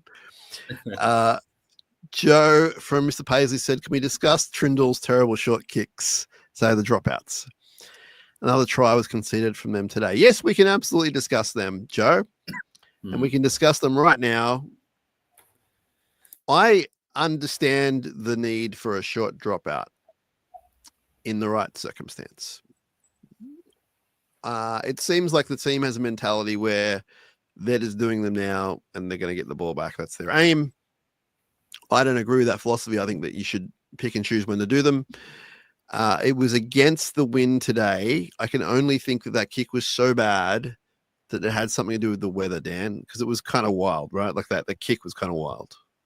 Yeah, it went backwards. I don't look. I would have been a proponent of just put the ball up in the air, like just kick it kind of as hard as you can, and it will end up where it ends up. So we saw it was going 20 meters and blowing back 5 or 6. So I think that would have been the better option. But yeah, I agree with that. If you concede a try off a short kick and you go back to it again, you're kind of inviting trouble. And I feel like we're definitely not the only team in the comp that does that. But yes, good shout. Yeah, for sure. It's obviously become a bit of a theme. Just over on the Insta. Hello, everyone over there. Taylor said, what signings would you like for 2026? And also says, I feel like we're a better side with Atko and Hines in the halves. 26, Dan. It's a loaded question. It's a tough question. Have you got thoughts on 26 yet? It's gonna be tough because we got no money. If the worst comes out about Dykes, I would go to a young fullback and say, we need a backup fullback. That would be my first thing. I think all the ingredients are there. I think the bench. Look, we got the players to come on the bench. I'll save that for another day as well. But our depth is very, very strong. I mean, Newtown are one win off or points difference off winning the thing, and Flegg are really fine in form. There's a lot of players there that can and will play first grade. I just feel that, Ison's going to be coming off an ACL and Dykes may or may not be back this year, potentially later, unfortunately. Suafa'alongo is the player that I would be looking at and say, you want to crack? But, right now you can't play fullback. So if you're going to back up, you're probably going to stay with the Storm. It's going to be backup signings, put it that way. I'm looking at if Arodi's fit, give him another year. I think it's more re-signings. There's no star player out there that we're going to get unless you get a situation where like a Hamlin Nueli says, I want to go home and I need to change. Then we can talk. I could name 5 or 6, it's just a young fullback is my preference at this stage. I need more time to see how this year's going to pan out. I'm not convinced this year's going to be a disaster by any means. And it's boring for all you guys and girls, but I'm convinced that the squad we have is good enough to do something really special. Now, today is not a great example of that. And today, I hope, isn't how things are going to be. I'm pretty sure they're not going to be like that. But I still sort of am a believer in the squad. But, yeah, today's kind of makes me question a few things there. But shout out to our friends at Shark Cage. They are repping at Leichhardt. I'm sure they held their own on that hill. Damo says we need some changes. Some incumbents needing a stint at Newtown.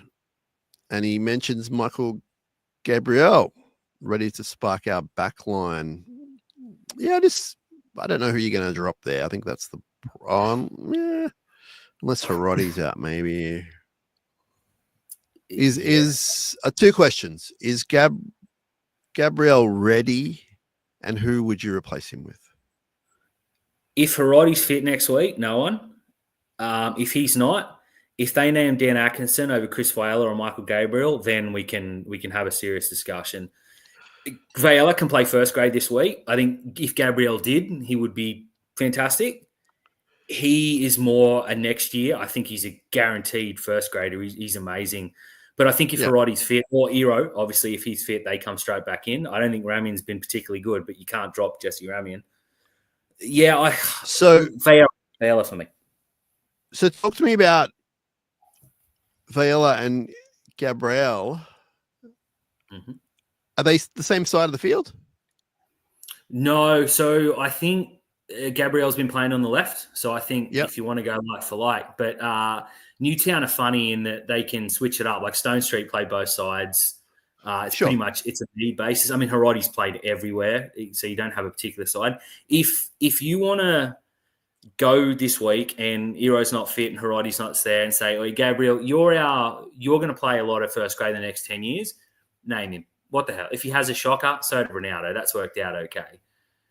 He's got this power and speed that he's destroying people in New South Wales Cup with NRL games for laughs. He's one that we need to prioritise, absolutely. But, I mean, if Hirotti's fit, Hirotti's done everything right, and you cannot drop him at this stage. Okay. Shout out to everyone on the Insta. And Jacqueline says, how much longer do we give Nico? I'm sick of making excuses for him. So it's a big question from Jacqueline. Appreciate it. I guess the question maybe is how much longer do we give him to win these games? I think that's the game management. I'll let you look at that one, Dan. How long do we give Nico? I'm sick of making excuses for him.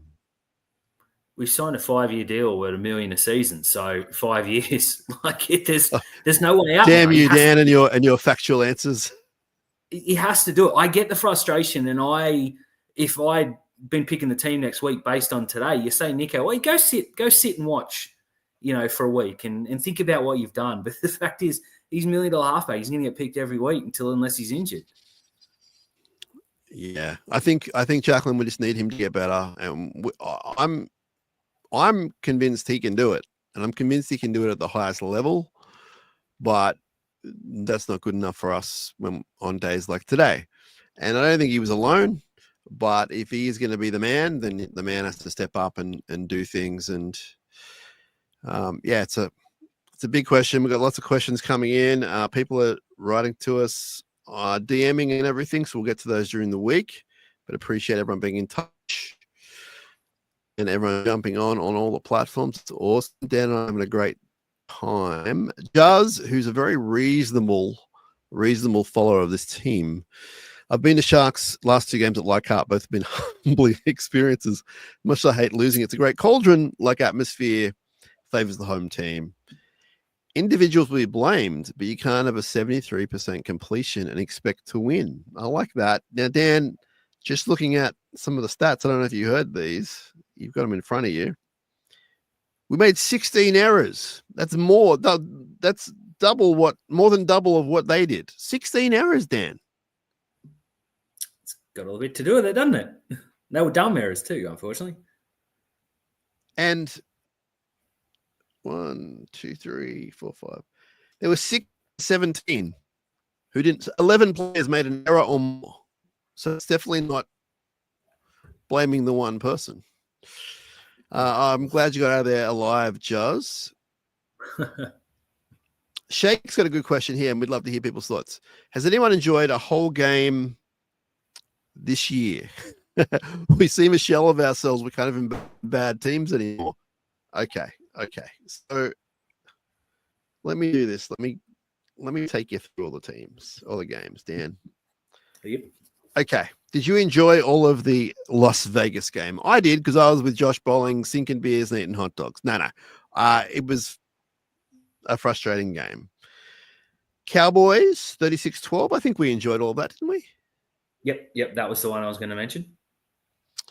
Now, yeah, Sharks 27 over the Rabbitohs 12. Obviously, an amazing first half, second half. Yeah. Canterbury we lost.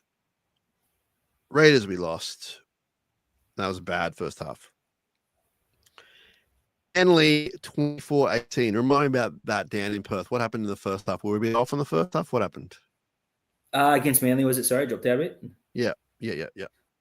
Yeah, I thought if you take the 2 intercepts away, I think we're talking about that was probably the performance of the season. Also, Newcastle, that was a pretty complete performance. I know they scored some late tries, but I'd say that was probably along with the Cowboys. Anyway, Shake, I'm not taking apart what you're saying. It was a genuine, I was trying to think. And I would say Cowboys and the Knights. But I take your point. I definitely take your point. David says Fitz is out of his depth. No idea. But we'll fix it, no doubt. That's 2 different things there, David. If you want to write back and let us know more exclusively what you're trying to say there. Out of his depth, but we'll fix it. Is that tongue-in-cheek? I don't think he's out of his depth. I think it was just a really bad game today by, as far as management of the team on the field. Brendan Fitz says, that's a good point that I make. Well, glad someone is liking what I'm saying. What Fitz says in the press conference is not what he'll be saying in the Sheds and Review. Absolutely. I mean, I know that I say that a lot in the pod. Fitz, this is Fitz Brendan. He's an old friend of ours, so I can call him Fitz. I say it a lot because through different people and experiences, I have a bit more insight than the general punter. I'm not saying I have the most. I'm not a head swirl. I'm just a person trying to get by. But I do know for a fact that what he says in the conference is very guarded. He doesn't want to be there. At that point, he's probably not thinking about what the fans think. He's thinking on to the next game. Now, you may think he has a responsibility to the fans to get everything out and say, and be the crazy emotional guy, but he's the guy as far as the public persona goes. But he'll definitely take him apart about a whole bunch of things. And he won't hold back. He doesn't. I think there's a reputation for Craig Fitzgibbon being a guy that tiptoes around the players and is their best mate and everything. It's not really like that. It's just, and they'll tell you that. The players will tell you that. But it's just, for some reason, the public doesn't get to see it. So that's just how Jay says there's a report on 2GB that Cade's mother texting confirming it was a dislocated kneecap. Now, Dr. Dan, that's better than an ACL, right? Or can you still be ACL with a dislocated knee?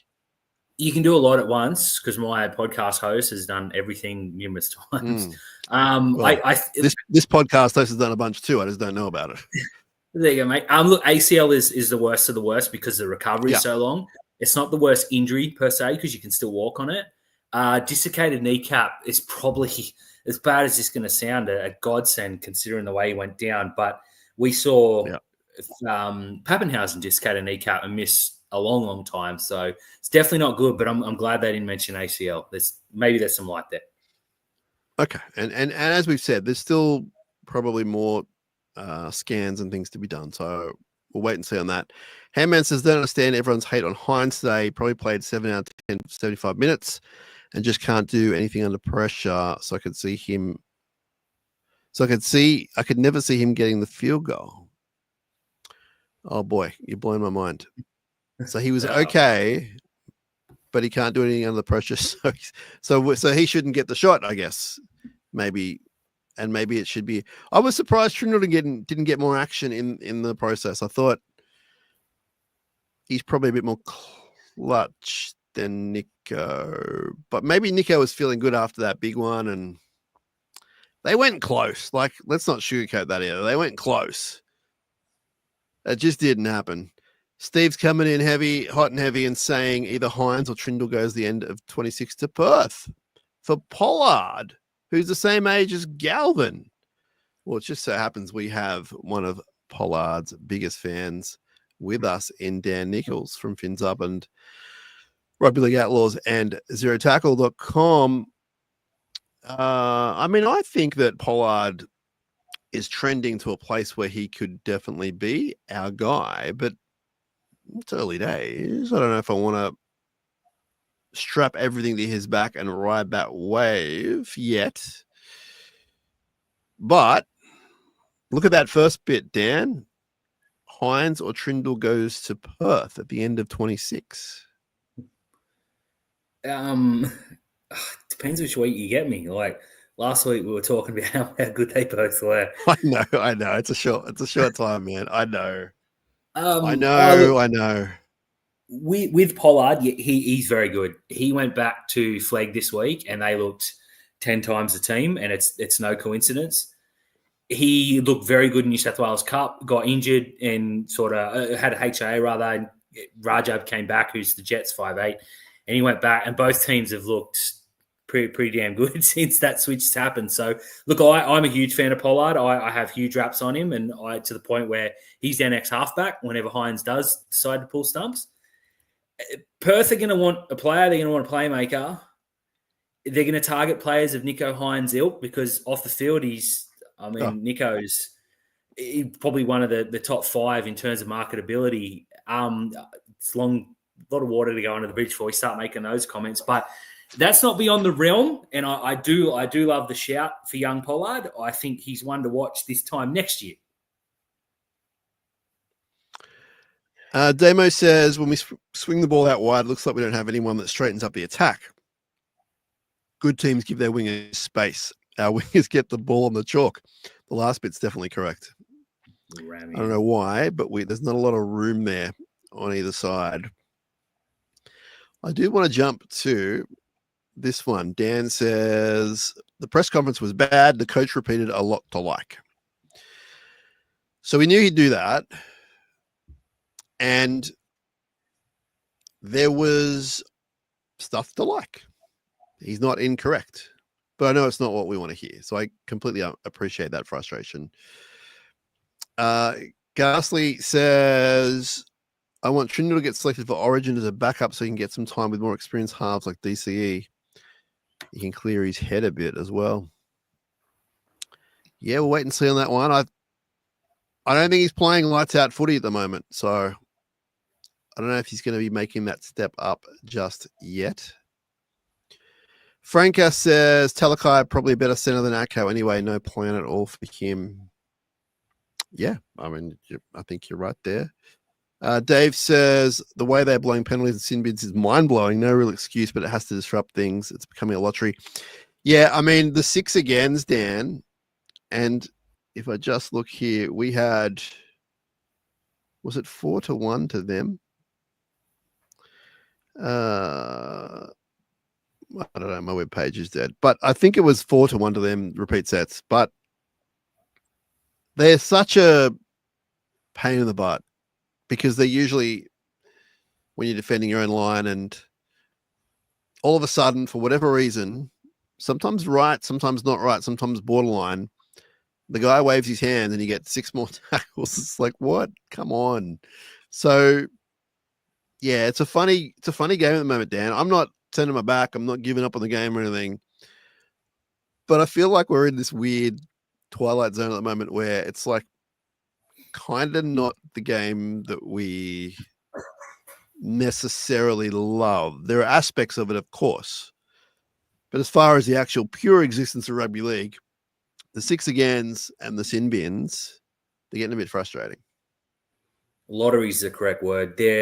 I get frustrated with fans that say, "Oh, we're being refed out of the game because it's say 4-1." Saying, "Oh, what do we got to do to buy a 6 again?" Okay, momentum goes. You're gonna get times where penalties or 6 agains are gonna flow in a row. I don't disagree with anything you said, though. There are times where the wind will blow a little bit hard. Boom, 6 again, where they're not going to penalise them because it's 2 guaranteed points. But 6 again, you give them the chance to defend. I've got a couple of rants coming on Outlaws and on Zero Tackle this week because I think the way they're refereeing the game now is deplorable. I think you look at Origin and everyone's talking about how good a referee Klein is. Yeah, this weekend he was utterly, words I won't use on this. He was awful because you nitpick and nonsense. But again, it's all you want is consistency, right? If they're gonna do that every single time. Right on full time, when Will Kennedy slapped, I think it was Galvin across the face. I was expecting a penalty. I was expecting them to win the game then. They didn't blow it. Yeah. There were 3 or 4 things where players stay down and you're thinking, oh, God, someone's going to the sin bin here. Even though the tackle is textbook. Yeah, I hate blaming the refs because it's such a lazy cop-out. But right now, I can't remember a time where it was so frustrating to watch football. Well, it's not so much the refs, it's the rules and the changes is what I'm sort of getting. It's not so much, I'm not going to target or hammer a referee in particular. It's what they're made to do. Like they're actually just going by in the rule book now, it says a 6 again will occur when this happens. So that's more my beef. Refereeing, unless they tell the refs, oh, you go and ref it like it's Origin. I think we're going to be here having this conversation every single week. Good friend Liam from the Royal Motor Yacht Club in Port Hacking, which you can see on our banner down below. One of our great supporters says they play like they just met on game day. 5th tackle options to field goal attempts to broken play with ball in hand. No one seems to have any innate knowledge of what his teammate is going to do. Oh, that doesn't paint a good picture, Liam. You better pour me another one, my friend. That's fair. That's fair. And apologies, we're a little bit behind on putting up everyone's comments because there's so many and they're all so amazing. Hairman says, is Iro back next week? That's KL Iro. He's got to be closer. I would say BHU will probably stroll back into that team after a great game for Newtown. And I think KL is closer. Yeah, it'll be a week or two.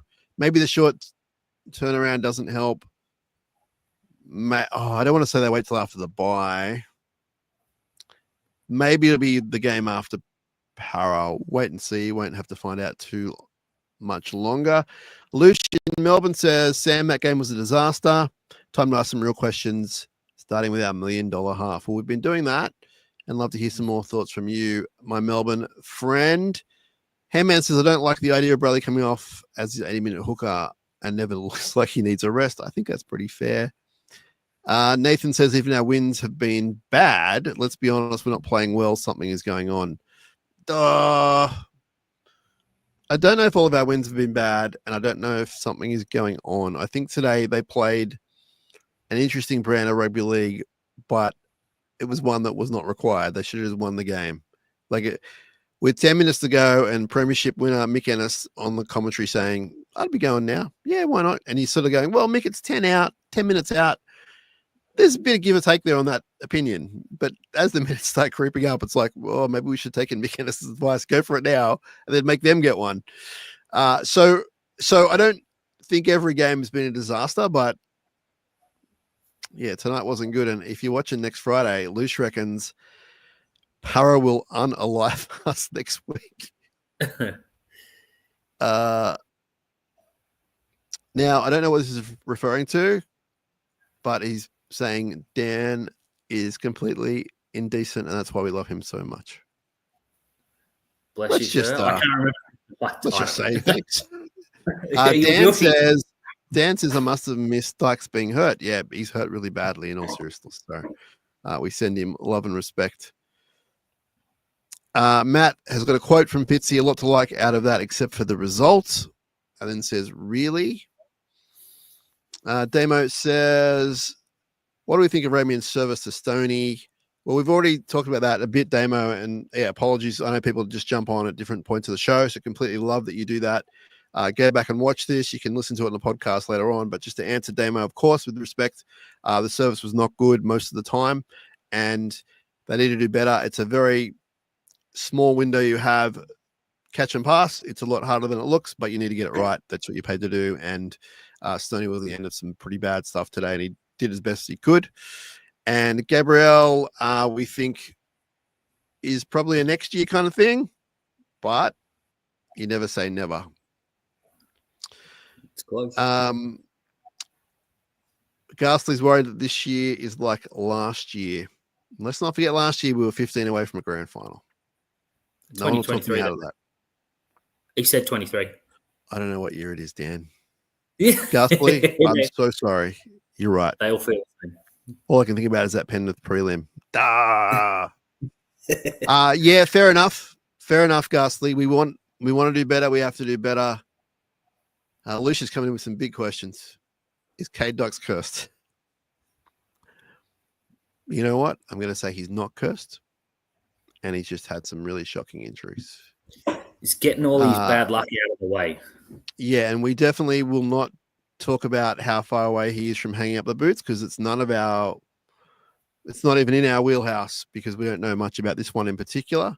But as we've said, Connor Tracy had 3 or 4 of these and he's now playing career best football in a team coming first. So like I also said before, in case you didn't hear it, Lush, there's no way this guy's going to throw in the towel. It'll be a case of a medical retirement, but he will not give in. So I think he's going to come back. It's just really, really unfortunate. Sheldon says, how have the Sharks gone back to being a team of dumb heart attack footy? I thought we'd grow beyond that. I agree there's some lack of leadership in clutch plays. There was a bit of heart attack footy today, I have to admit. And the back three are not helping things except they're amazing. And it's some of the best footy you'll ever see. But that's when I start comparing him to a player of the past, Will Kennedy, player of the past. Man, that is heart attack footy stuff. Buckwit says, dismal performance, out-muscled in defense, allow the Tigers to offload at will. Definitely allowed them to offload at will. Not good enough. Out-muscled in defense. I thought it was pretty even. They literally made one more meter than the Sharks made one more post-contact meter than them, and they made 11 more run meters. So I understand what you're saying, but you understand what I'm saying as well. I didn't think the forwards were necessarily the problem. Is it time to get some new assistants with new ideas? I've seen it happen in the NBA and it works. I don't really have a strong opinion on this, Ghastly, except I don't think so. I don't think that's the problem. Dan, do you have an opinion on assistant coaches at the moment? If someone out there has some good ideas, you listen to them. I don't think it'd change a whole lot. I don't hate it at all. Going back to these press conferences, though, I don't often give advice, but I'd say stop watching them because they're a copy and paste to last week. We could cop 40 and he's going to come out there and say the boys tried hard. If that's his genuine thinking, then God help us. But I wouldn't look too much into the press conferences, guys. So I know Craig Bellamy's notorious for ripping strips off. He's the friendliest guy in the world in press conferences. Yeah, and I do think, to be fair, they tried really hard. Like, I don't think that, like, there are very few times you could say a team didn't go out and try hard. I understand why the fans think they didn't, but they tried really hard, but they just lacked a lot of really good game management. That's where it fell apart. They were down by... Sorry. Go ahead. Do they need that in public, though? Do they need Fitzgibbon to come out and say, our effort wasn't there today or something to wake them up? Like, I know some. That's a different, that's a different question. Yeah, that's a great question. That's a great question, Dan. And I hadn't thought about that, but I personally would have thought a spray from the coach in the sheds and then in his office on the Monday morning would sort of be more effective than a press conference they're not going to watch, and it's not really going to be back page news. So what's going to happen? It'll be out in the ether a little bit. I just think it can be really a divisive tactic. Unfortunately, it can flip and hit you in the face, and all of a sudden you don't have the team, and he definitely has the team. So I don't know. The question would also be, what performance would it take for him to say something? Yeah. Because today was super frustrating, but I stand by the fact that the effort was there. You know, you couldn't say this guy didn't try hard. It's more, this guy got it wrong. this guy should have done this. We can all say that, but there's a big difference between like you didn't put in, you didn't try. Like I think that's BS, to be honest. There's very few games where you could go, like for the Sharks at least, they didn't try. Like 42-0 against Penrith, they were still trying, but the game was over. You know what I mean? Like it's anyway. Brad says, just hopped on. I hate watching that game today. I'll take a break. The team are not up to it this year. If the coach felt that performance was acceptable, he's delusional. Okay, so we're into the coach. That's cool. Brad, don't go away for too long, man. Footy's awesome. Even with high shots and sin bins and six agains, footy's awesome. Don't go too far, all right? And don't go listen to other podcasts, but stick with SharkCast. Like, you got to, come on, man. We're here for you. You're here for us. We're a team. Daniel says we had 43 ineffective tackles today. Oh, wow. Yeah, I don't know where that's coming from, and I don't know how you define ineffective. We missed 30. Yeah. And that includes... 40. Wow. What's that? 43 ineffectives. They had 16. Yeah, right. Jeez. Well, so he's going from an NRL site. That's cool. Is there someone here? Come here, Chess. My son's here. He didn't watch the game, everyone. This is Chester. Say hello, everyone. You're live on the internet. Hi. Buddy, the Sharks lost today. Did you know that? Didn't know? Okay. Papa's going to keep podcasting. You cool with that? Yeah, do you need to whisper anything in my ear? I'm ready for No. Are you in a bed? Chessie's turning in, everyone. He's had enough of this Sharks performance. I'll come see you soon, all right? Hello. Say good night, Shark Nation. Bye-bye. Hello. No, say good night, Shark Nation. Good night. I'll see you soon, buddy.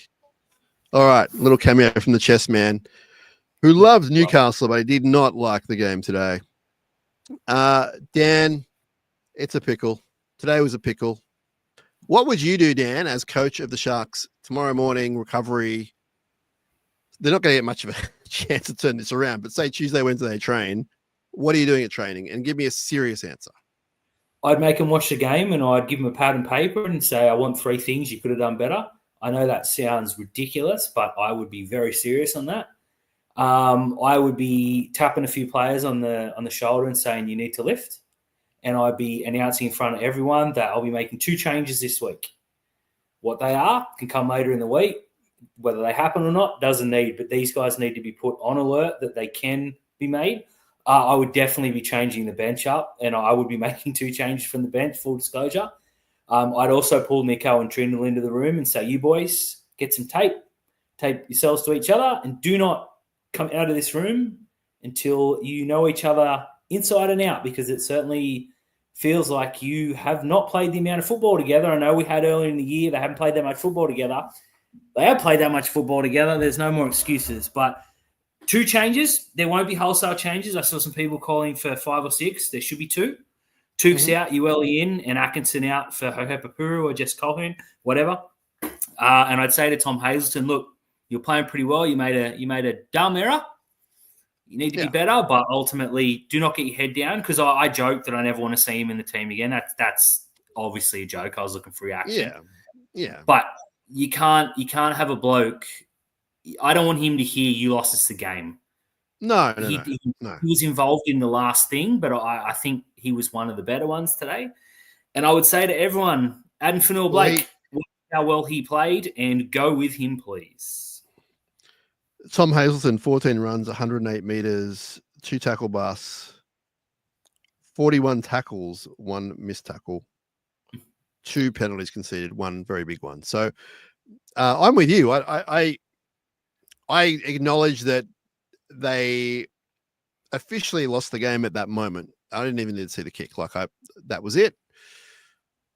But if anyone's just going to sit there and blame him and not blame either the whole team or individuals who didn't make the most of having a lot of time in the opposition 20, including in the first 20 minutes, they were camped down there and did nothing, then I think that'd be pretty foolish. And I'm not here to blame individuals either. But he definitely needs to learn from it at the same time. So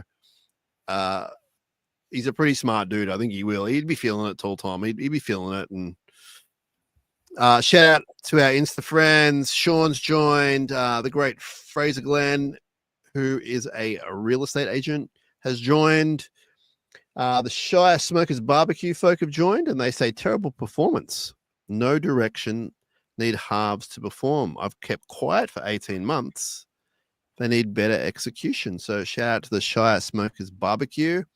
SharkCast Pod loves barbecue. Just as a little, how you doing there? And also, Dan, while I reply to a very urgent message, I want you to talk about the fullback situation, and want to give a shout out to Liam Eisen as well, who's doing it tough off the field with injury, of course. Talk us through what we have, what we've got waiting in the wings in casualty, and what we can do about that long term. Is the long term still at those guys? Give us a bit of thoughts on full. Just a minute. Yeah, look, heading into the year, I was very much that Will Kennedy had to a magic round to save his Sharks career. He's done that tenfold. I think he's probably been our best player all season. In the back, Liam Eisen is a freakish young talent. The big word there being young. I think Kennedy's at 28 or something, and Eisen signed long term. I have no doubt in the world that this kid is going to emulate something special. He's been set back 12 months with an ACL injury. It was just horrible. Last year, he was too good for New South Wales Cup. I think he started better this year. There was a decision to be made because he was the flag's best fullback. He was New South Wales Cup's best fullback. We decided which one he wanted to play, and we were going to win that one. And unfortunately, Flag couldn't get it done there. I have no doubt that Liam Eisen, if he can come back from the ACL, is the future of the club. I am bigger on Kay Dykes than anyone outside of his family. Humongous talent, just cannot stay fit. You can't rely on him. All decisions have to be made with that injury history in mind. Liam Eisen, for mine, is a dead-on first grader. Will Kennedy's earn a 2-year deal. I would be signing him tomorrow before other clubs get a sniff. I would be reminding Kennedy, look, you haven't had the greatest 2 years, but you've started extremely well. We believe in you. Here it is. So fullbacks are good. The third one up is Hiroti, who unfortunately has joined the injured. With the Flag kids, he's been playing okay. There's a few Jets players that are going to fill in at fullback. Hopefully not for too long. Hopefully Hiroti's back because Hiro will be back in the team, obviously. But we're not struggling for fullbacks. But this week we'll be struggling for fullbacks, unfortunately, because I think we've got 2 fit ones in the club. Brad also said they didn't try hard on the De Silva try. They stood back, let him do what he wanted. I completely appreciate that, Brad, and it was not good. And completely appreciate what you're saying. Agree with what you're saying. I was quite shocked. I just don't think that doesn't equate to they didn't try, generally speaking. But if you want to pick out moments, absolutely, and that's factual, just so you know where I'm coming from. Jay says, do we think Britt will cop a week? If so, no Britt, no Wilton. As usual, SharkCast pod listeners, and there are other great podcasts out there about the Sharks. No disputing that, but SharkCast listeners coming through with the goods. We could be missing Britt, and we could be missing Teague. Yeah, I think he's going to cop a week. I think you do 70 players going to cop a week this week. Yeah, I wouldn't suspend him, but he's got like 38 priors. So yeah, I think he's done for a week. Billy Burns has earned his spot. Despite some people saying he didn't play well today, I thought he was great. Yeah, you're gonna have to name Talakai there, mate, unless you think Jesse Colquhoun's ready to play 60 minutes on an edge. So, but can Talakai and Burns, can they both play alternate sides? Because isn't Talakai more of a lefty? He is. I know Colquhoun played right second row last year in the trials because I remember he set up that amazing trial against Newcastle up in Gosford. I also know that he's young and will do what he needs to get in. Mate, I would be naming Colquhoun, gun to my head, but I think it's going to be Talakai. If Nikora is copping a week, though, fight it. Do you think, and you are the world's biggest Jesse Colquhoun fan, do you think it's too soon? It's too much for him? I think it's too much. Yeah, I can't see him getting picked. It'll be Talakai and Burns is what I was guessing, but I'd be naming Colquhoun on the bench. He was 18th man today after playing 60 minutes yesterday. Yeah, Jets. bench is fine. I just think it's too much for him personally. I'm not suggesting he wouldn't be up for it, but I think just to throw him a second row jersey next week I think it's too soon, too much. Yep, play Talakai. He won't do. There's one thing I saw earlier that I just want to comment on, Sam, before I forget. The Ronaldo challenge. We are the worst team in the competition when it comes to challenging it. I remember it was horrendous. Remind me what happened. So that was the slap, the bird slap. Oh, now I understand challenging it because that's been a penalty all week and it wasn't, frustration, etc. I know where you're going. But that is a play. That is a play that can be reviewed. That is a waste of a challenge, and for him to convince Cam McInnes, Cam should have said they're going to look at it anyways, mate. For them to not to realise that, I think that's the biggest thing we take out of today. And Fitzgibbon's got to say, here's the rule book, read it. We've challenged in the past where a ball went dead and we said they touched it. That's checked every single time and got 30 seconds to change it. Stop challenging stuff that can be reviewed, please. Definitely. And I think that the problem there is that the amount of time, like I know it's supposed to be 10 seconds. There's an amount of time, it's probably in the rule book, wherever, that you have to challenge. But we've seen that vary from shorter to definitely longer. And I think that it's in such a kind of hurry to let the referee know that the thinking on that is out the window, which I can kind of understand. But they need to know that any kind of foul play is checkable by the ref, and you don't have to put in a. Although I guess to be fair, Dan, the video ref could come in like 4 plays later when the opposition scored a try. You know what I mean? So maybe there's some merit there. That's why they do it. I don't know. Who knows? I was going to say that's not how it should be done, but who knows these days? Yeah, because it was a contested restarter play, which means it was a dropout. Yeah. We hold the ball. Yeah, we hold the ball for 30 seconds and we don't kick before we get the okay that it's been checked. So Ronaldo made a brain snap in the heat of the moment. He got slapped in the face. I can see why he challenged it. But for Cameron McInnes or Nico, whoever was captain at the time, to not say, oi, it can be checked, that was, I won't say unforgivable, but that was as close to unforgivable as you can get. I can get over the missing field goals. I can get over the reaching out in the heat of the moment when you're going to score a try. But to not know the rules, that's not good enough. Okay. I did just get an interesting message, and I can't say who it's from. You but can't do that. There's definitely speculation. No, it's not like a famous person. I just can't. There is speculation about the Dykes injury is what I'm going to leave it at, because. Please be good. Please be good. No, it's not good. But we need to wait on that. A listener has written in, and it's from a good source. But I'm only saying this out loud because the listener is probably waiting on me to say something. But I'll stick with what I've said. We don't know what the injury is, so let's wait and see on that. I appreciate the intel, though. So sorry if that came out weird. We're going live.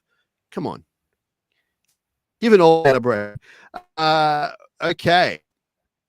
Shake says, "Can we talk about NFL now?" Yes, we can. Absolutely. Yeah.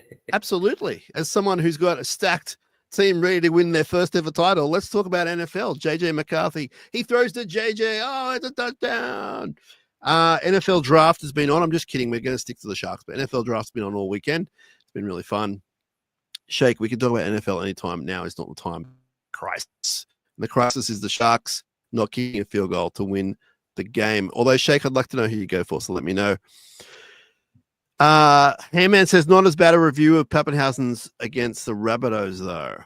Now, what does that mean? He took a review that took one look, and they're like, are you kidding? Yeah, there's a lot. There's a lot of really, really bad ones. And, oh, no, we've got another one. You ready for this, Dan? You ready? Please, mate. He's one of Kieran's mates. Here we go. Ah, gotcha. Oh, Well, you want to they've been fight? Do good. you want to have a fight? You want to throw a beer in my head? What do you want to do, Shake? I'm just kidding. You won the title. Good on you, man. It's all good. Enjoy Oh, it. good. Well, you can. That's cool. It must be nice to follow a team that has resilience and titles. It must be fun. Must be a great thing. Yeah. Jumping over to the Instagram, Chad says, I missed the start of the cast. Can't close out a game. Trindle has to be the go-to guy. This is 2 points squandered big time. I also said, agree with the captain's challenge. Wade Graham was the worst ever captain of doing so, but we need an intelligent captain to challenge. So, Chad, just on your first point, you may have missed the cast, but the cast is here for you to watch later on. You can watch the video. We'll put the audio up. We're going to cover you, my friend. I'm going to cover you throughout the week. There'll be lots of casting from all sorts of podcasts, including our one, SharkCast. But everyone's got a cast, and everyone's going to be talking about field goals and game management and $1 million players and sin bins. So I hope you're not planning on sleeping until Magic round, and let's hope we see some magic there. On your point about Trindle being the go-to guy, I think just someone has to be. Just pick someone and stick with it. So if it is Nico, then keep shooting those field goals. If it is whoever it is, there needs to be a plan. And he also said, you know what? Let's get into this. Let's talk about the captain, Dan, before we wrap up in a little while. Huge fan as a player. I like him as a captain. I find him quite inspirational myself. I think on and off the field, he's remarkable. Is he the sort of captain that we need at the moment? Is it he can do a better job? Is he perfect? I don't have a problem with it. Is he our best option? What are your thoughts? I think he's our best option. I don't want the captaincy anywhere near Nico Hines. He deals with enough. There aren't many players there. Like, you can't go to Fanua Blake for obvious reasons. You can't. Yeah, well, we waited 3 days. It was pretty good.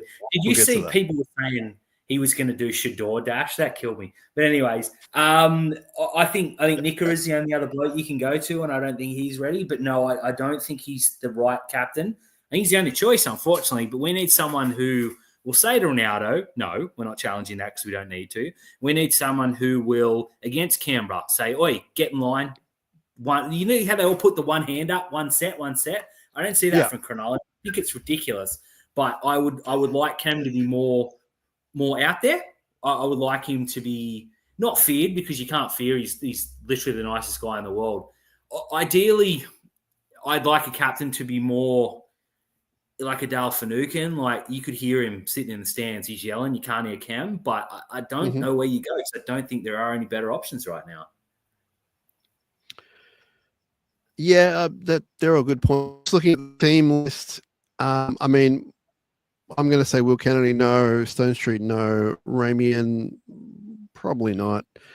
Hiroti, Ronaldo, Trindle, Hines. So Fanua Blake, is that a possibility?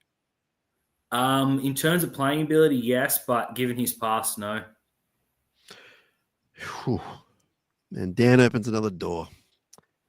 Blake Brayley, yes, possibility? Yeah, definitely possible.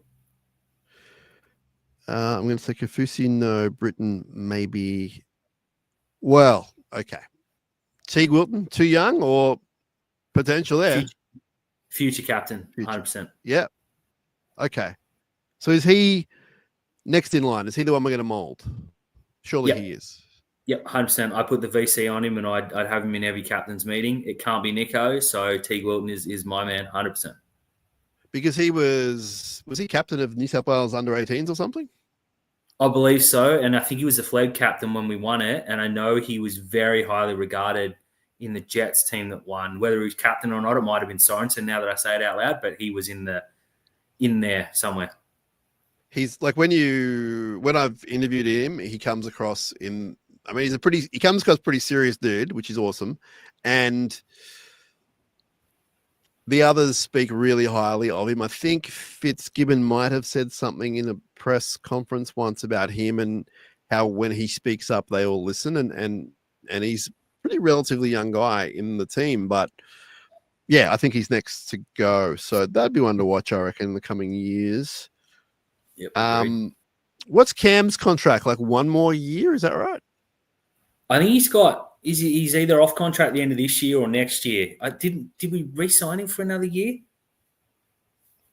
I don't know. I don't think so. I'm just going to check with our good mates at Zero Tackle and keep talking with 30 so seconds. Nathan says Cronulla should have drafted Shador Sanders, and if you don't know who Sanders is, you don't follow the NFL, which is completely fine. And he was a college quarterback. His dad's really famous in the sports world, and basically he's become a rock and roll star in the world of sports. And people suggest that it's not so much about the athletic ability and his willingness to win for a team, but it's just all about him and making money, et cetera, and he was projected to go really high in the draft, and the draft goes over 3 days, and it took until the third day, and like, I don't know, was it 100 places, and the Cleveland Browns, which is a hot mess in itself, hello to Gary Dover and Chad Townsend, they picked him up because they've got a really good history of picking up quarterbacks like Johnny Football and like their current masseuse-loving quarterback. So good luck with all that. Dan, any answer with McInnes? Yeah, the end of next year, 2026. Okay. So we can start thinking captains. I'm not suggesting you let him go, but this club has done that historically with Paul Gallen. Then we got Wade Graham, and there's guys in waiting. So that might answer that question. I'm going to answer this one, Dan, if you don't mind. This is from Hamman. He says, do we know anything about Taj Brayley? Taj is the youngest of the Brayleys. He plays in the hooker position, but at this stage, he's not in the conversation about making the top league, I don't think. And hopefully that's not unfair to say that, but in all seriousness, I think that is what's going on there. And Shake's talking about, I think he might not be playing at the moment, but he's still a young dude, and we're not sure what's going to happen there. But in all honesty, I don't know how to say it other than I wouldn't consider him for first grade, particularly at our club, and not through anything other than just, to be honest, like I don't think he's quite at the level of his brothers, which is, that's okay. That's just how it is. But in all seriousness, man, that's my serious answer on that. I think he does a bit of work for the club. I think he's, people like him as a person and everything. It's just he just hasn't made that next level step up. And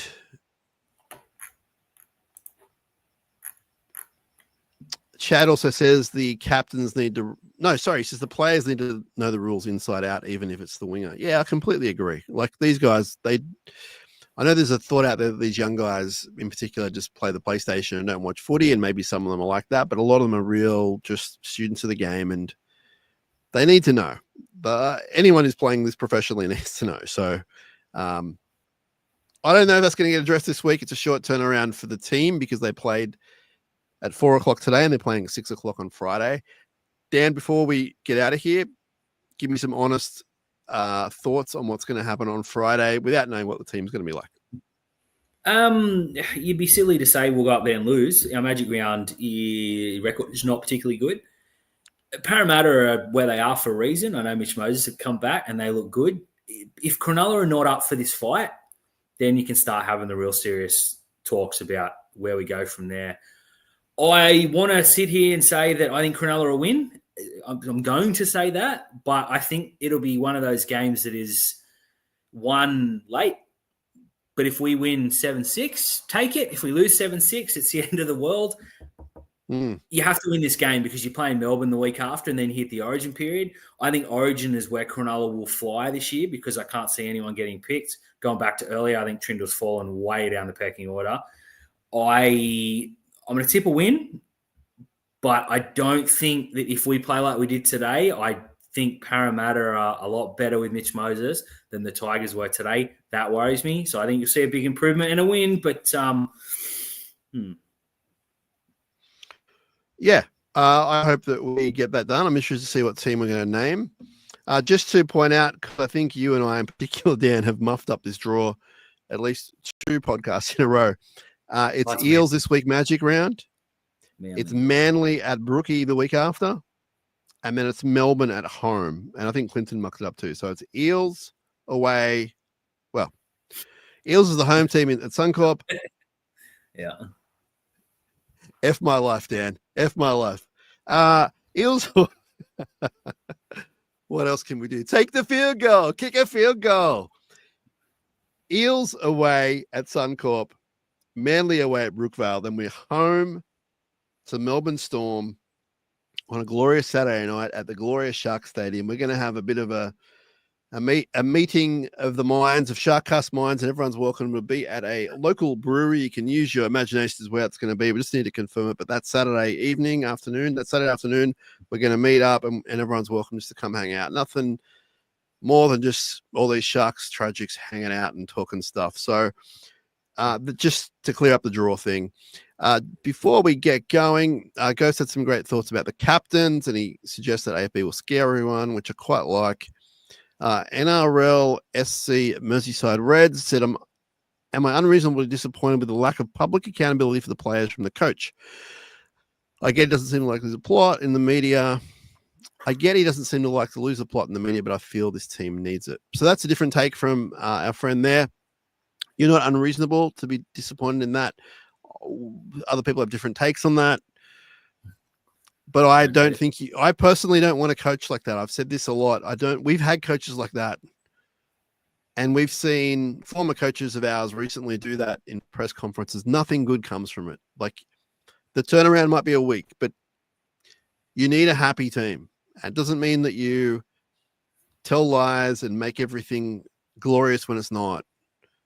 But I think this public outcry of ripping this person apart, it's just, A, it's not how he does it, and B, I don't think we need that at the moment. I really don't. But that's just my opinion. But appreciate yours. NRL SC Merseyside Reds. And Bundy Strom said the Bundy Shark crew are heading to Magic Round. Up. That's awesome. So everyone heading up to Magic Round, let us know.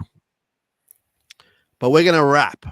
We're going to get out of here because, as you all saw 20 minutes ago, my son needs to go to bed. And that's pretty important. I'm not even going to sugarcoat it. It's pretty important. And Ghastly says, have a good one, guys. Remember to give out code the kick next time. Lol. There's a lot of lol going on. Completely appreciate everyone's time. None more so than my friend Dan Nichols from Fins Up Podcast. He's from the Rugby League Outlaws podcast, Vodcast. He is from what's it called? Zero. Zero. You know, I always say that because there's a record label that a friend of mine runs called Non-Zero. So I apologize to Zero Tackle. ZeroTackle.com. A lot of good takes from Dan. So appreciate your time, Dan. It's a lot of fun doing these post-game shows with you. And Clinton joined, and we had a whole bunch of people on here. So really appreciate it. I'm not even dumbing that down. I appreciate every single person in their correspondence, the like, the share, whatever it is. We can't do this without you. We appreciate you so much. And we'll be back with more episodes throughout the week. So stick with us, SharkCast Pod. And this one's going to sting. So please allow for some time to sting. But at the same time, drop us a line, email us, DM us, go to the website, do all that great stuff because I really want to keep growing this community. And that includes all Sharks content, includes all Sharks people. There are no beefs except with Terry Mortimer. Dan, I'll see you later. Pleasure, mate. See you soon. Love you, Terry. Just kidding. Up, Cronulla. Can't play the song, guys. Can't play it. Everyone have a good night. Take it easy on yourselves. Appreciate the marathon this was. Love doing it. Love nothing more. Can't stop talking. Won't stop talking. So I'm just going to keep talking. I'm kidding. Dan, good night, my friend. And good night, everyone else. We'll see you real soon for some more SharkCast shows. Up, Cronulla.